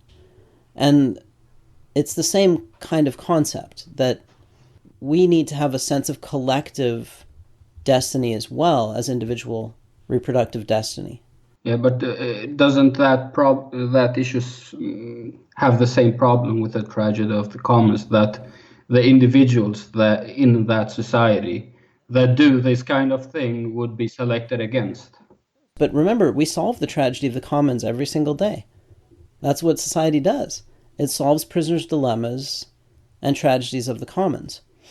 And I'm just saying there's a much larger scale kind of tragedy. It's not really a tragedy of the commons, but it's a sense of collective destiny, right? Tragedy of the commons is a collective harm that we can avoid by organizing, right? By aligning individual incentives with the collective. And Yeah, I'm saying we need something yeah, but similar, but it's yeah, in this situation, I don't think the individual incentive would be lined up with a collective one, because you're in a population with billions of people. Your individual contribution to any endeavor, doesn't really matter what, would be presumably no, marginal. I'm not talking about people being altruistic. I'm talking about people having a stake in the future and obviously and in their society, and people obviously do, right? Like let's say that reproduction is a cultural norm. Well, then you're going to understand that if your society collapses, if this collapses, your genes will not be carried into the future, or there's a good chance they won't be. It's just the sense that we have a collective destiny. We need a collective destiny. And every society has a kind of myth like that, right? A kind of a collective destiny myth. I do agree with that. Societies tend to have that, but my point was that any person in such a society that was susceptible to ideas such as working to colonize the universe, any such person would be selected against No, no, in no. favor of in favor of such individuals that instead use their time and energy on reproduction. Not at all. Not at all. Because they vote for it. It's just like we solve every other tragedy of the commons with some kind of aggregating mechanism. So we have a collective destiny. Like, okay, let's put some of our energies into defending the biosphere. Well, of course, you've got to enforce that. You don't want free riders. So you have a system that taxes people to pay for the asteroid defense system. And then you have a system that taxes people to pay for galactic exploration. I'm not proposing people do this altruistically, but I'm saying that we need collective motivation as well as individual motivation. And we do need that kind of a vision of where we're going as a species, right? Or as a collective. We need a longer term goal, something to achieve. Yeah, otherwise it will just be perceived as by everyone as this endless conflict, or this vicious competition, or at best some kind of stalemate, or truce or whatever, right? But we need a sense of actually working toward something, and not just maintaining a status quo. I guess that's the point I'm trying to make.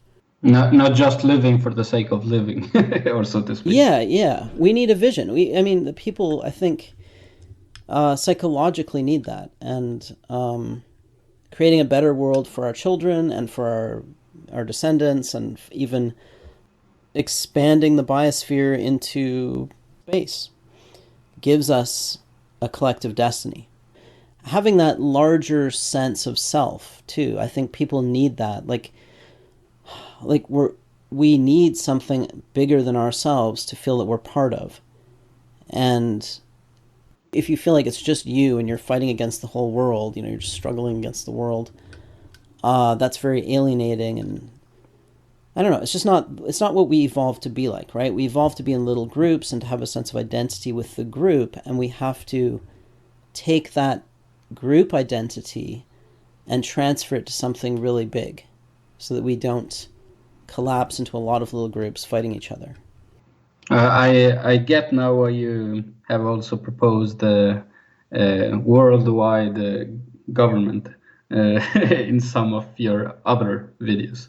Mm-hmm. I do see the parallels in your thinking here, why you would think like that, because in your what you're proposing is that, of course, this would be done through some sort of government action, through taxation, presumably the financing of this.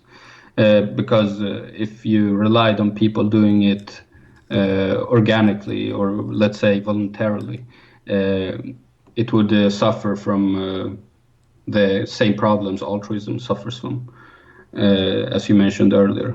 So you would have to presumably have some sort of government goal, that worldwide government goal, that people have agreed to in some sort of way, whether it is democratic or not. And the issue there then is, and I can find as you notice, I can find a lot of issues. Well, that's fine. I mean, that's great. I'm glad this is very contentious. It's not always that I fundamentally disagree with you. I'm just testing the system, so to speak. Yeah, I get it. The issue there would be the government would actually have to have the knowledge. The people who work there and work with this would actually have to have the knowledge to the evolutionary knowledge that we are speaking of. Because if they don't, and they have this collective goal where they see, they don't see how the collective would gain by having a system that benefits the individuals also, from an evolutionary perspective, through the system that we have talked about until now. They would very likely do what sort of collectivist governments do around the world. They would sacrifice individuals whenever convenient, and they would rationalize it in the typical ways that, for example, communist countries do, that you have to do it for the collective good, and what's a few lives here and there, and all that kind of crap. You would have to have people in power who understand that if you sacrifice individuals, who presumably will be, a lot of them, very responsible individuals, that you will actually harm the society in the long run.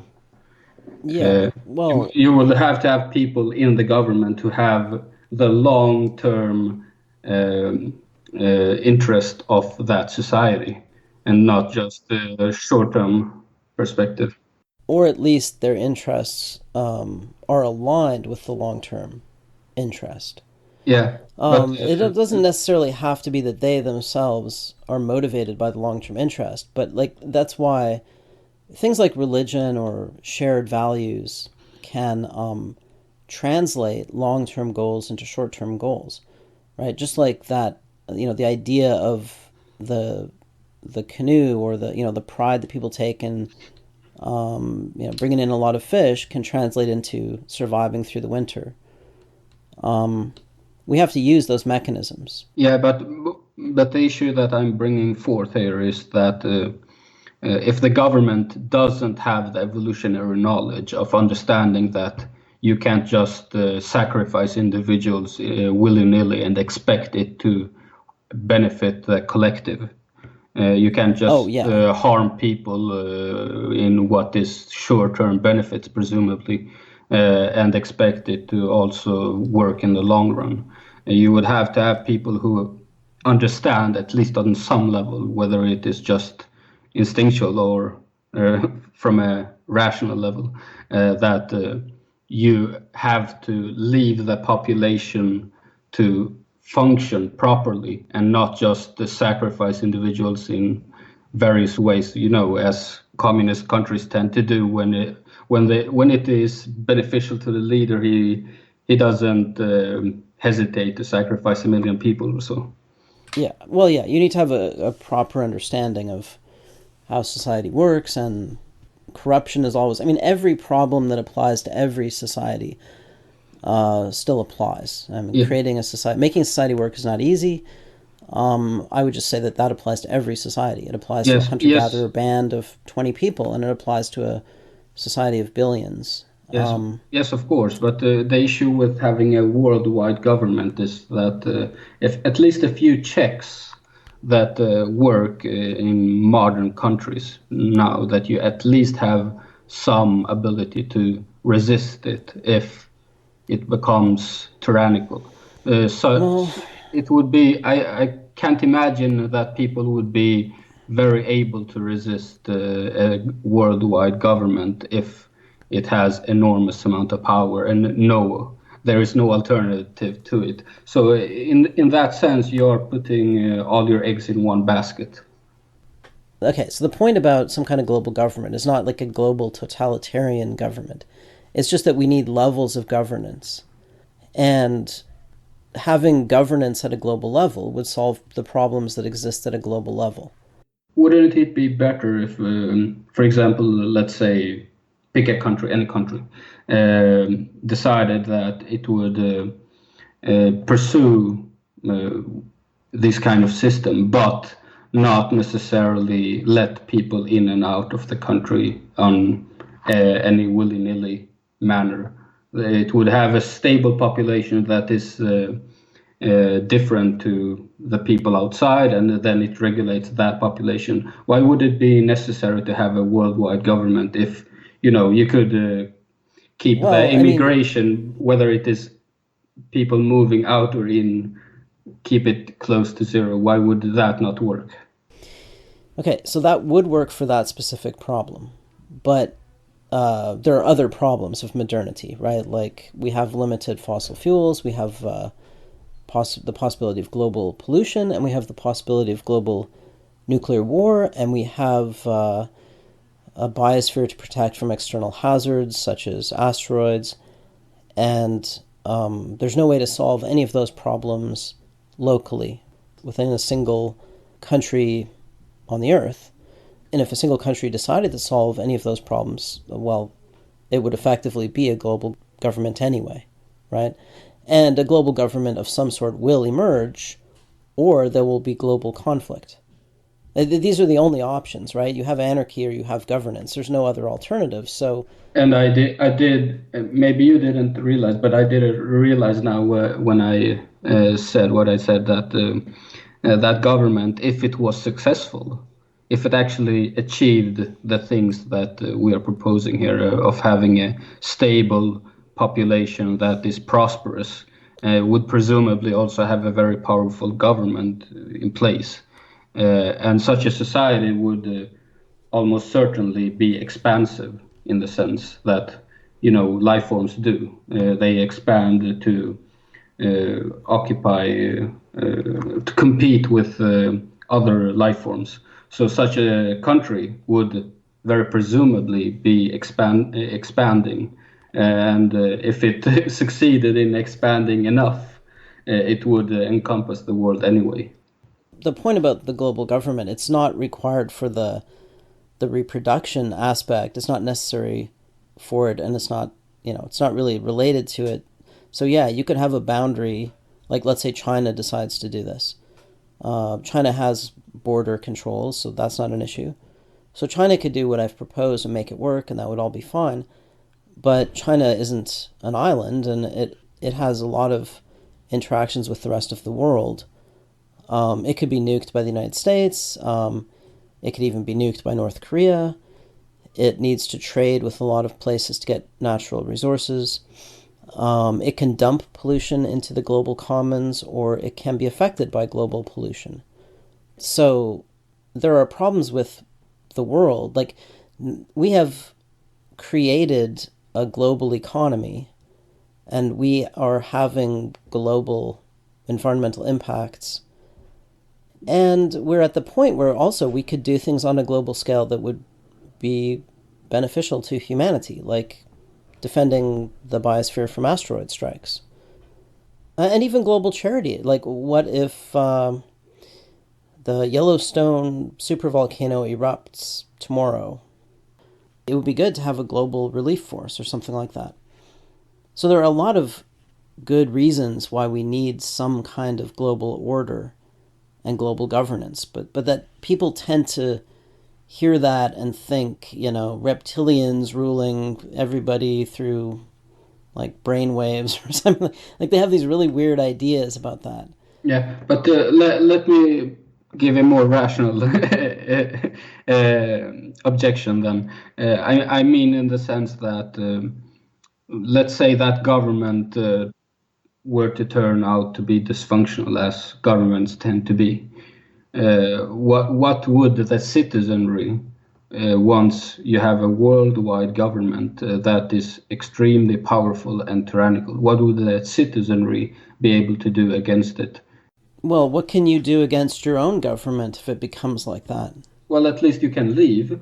That's one option. Well, not necessarily. I mean, you couldn't get out of the Soviet Union. Not necessarily, but still, there are quite a lot of people that leave bad places to move to better places, and at least that keeps some sort of minor check on how destructive a place can be. Well, I don't think it has that much of an effect on it, and it only works as long as some place is willing to take you, which is really just a very temporary thing. Here's the thing. Unless you have a solution to the global problems that doesn't require global governance, like unless there's some magic solution to the global tragedies of the commons, then, what you're saying is, well, I'd rather, we'd rather have a runaway tragedy of the commons over natural resources and pollution, or I'd rather have a nuclear war than a global order. What I'm actually saying, if I'm going to be quite clear here, is that we would actually have to resolve a bigger problem even before trying this thing, namely that how do we create a stable and productive and non-tyrannical government in the long run. And we haven't even managed to do that once in any place that I know of.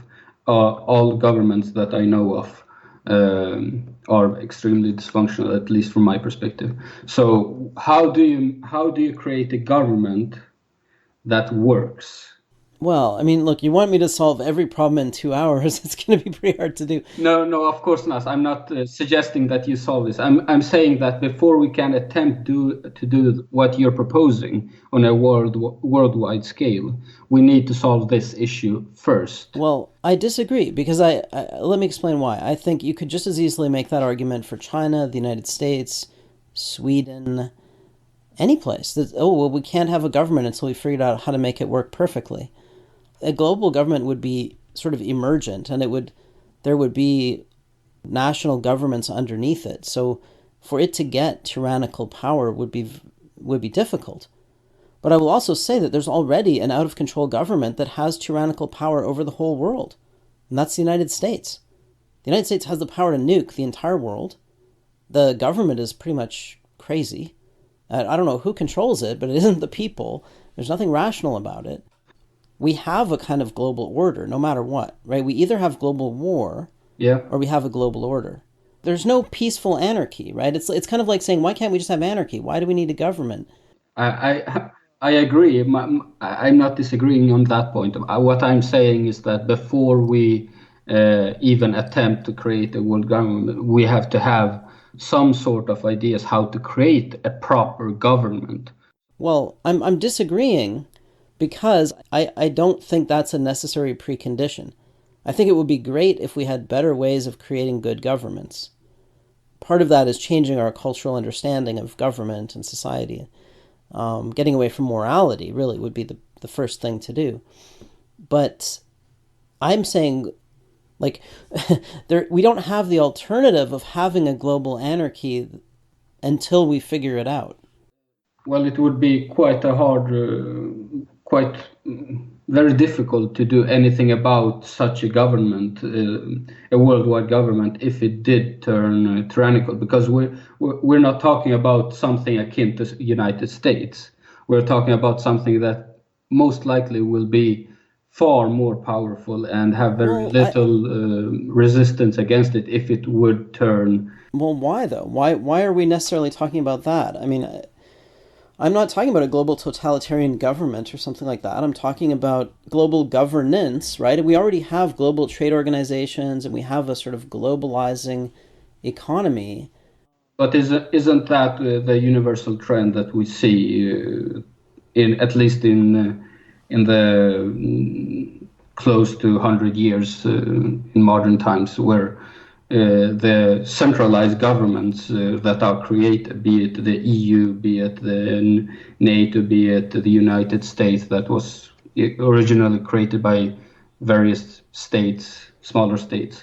Don't we see the trend where whatever we create on a bigger level, even if it starts off very small, people centralize power into it, and it starts becoming the power center of that geographic area? Don't we see that trend, and wouldn't that happen in the same way? Well, yes, but my point is that there's no alternative. It's going to happen no matter what, right? It's really just a question of if we have global anarchy, then we have tragedies of the commons, and we have potential for nuclear war and all that, right?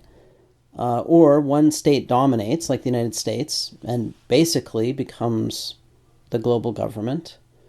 It either happens implicitly and we don't choose it and it just happens, or we have a tragedy of the commons that we didn't choose, or we try to bring it about in the best possible way. And I would say consciously trying to bring about a good global government is going to be better than allowing a bad global government to happen anyway, or allowing global anarchy to lead to, depletion of natural resources, global pollution, and or warfare, like, large-scale warfare. Yeah, but isn't just one sec. But I also want to say that, yeah, it's true that the managerial state tends to get bloated and corrupt and all that. But I would also say that you don't want to live in a place that has a weak state. That's worse. Like, you don't want to live in any place where the state doesn't have the power to suppress anarchy, like Brazil. Yeah, I have no problem with anything you said. My point is that before the step of creating the world government, you have to have people, at least some people, presumably the people that would create this world government, at least they would have to reason it out how you create a functional government, so that you don't create a bad government that we would get anyway. Well, yes, but I mean, okay, my point is that problem applies to every level of government, and we should solve it. And there's another engineering problem there, and it can be solved. It can never be solved perfectly, but the key thing is to switch from moralizing, from the moral reasoning paradigm to an engineering paradigm. Right? It's really just like the reproduction problem. So many of our problems exist because we refuse to think about them rationally in terms of causes and effects, and in terms of a realistic view of human nature, and instead we try to solve them with morality. Even something like population control, like telling people having kids is bad, and then all the people who are responsible have few children and the irresponsible ones have lots of children, right? That's a perfect example of how not to solve problems. So we have these bigger problems which you could just say are problems of collective rationality. Yeah, but these kinds of problems need to be solved at least to some degree before we have a worldwide government. Because if we have a worldwide government that is moral, or at least has this moralistic perspective, isn't it likely that they would do Well, exactly what, for example, the Soviet Union did, where well, some tyrannical elite class would abuse the common citizen? well, I think in a way we already have a global government. Like I don't think we. I think it's a little bit. So you think the ship has sailed? Well, I'm saying that when you're saying before, like we have the luxury of time to figure. I would love for us to have the collective rationality to figure all these things out and do it right. But I'm just saying that the reality is that we are either going to have global collapse or some kind of global governance. One of those two things is going to happen. And we're already in a situation where we appear to have a kind of global government of elite financial interests. There is a system emerging of global control. It's not global governance that's explicit, it's not rational, it's not toward any positive vision of the future. So just saying we shouldn't have it is not a good position to take.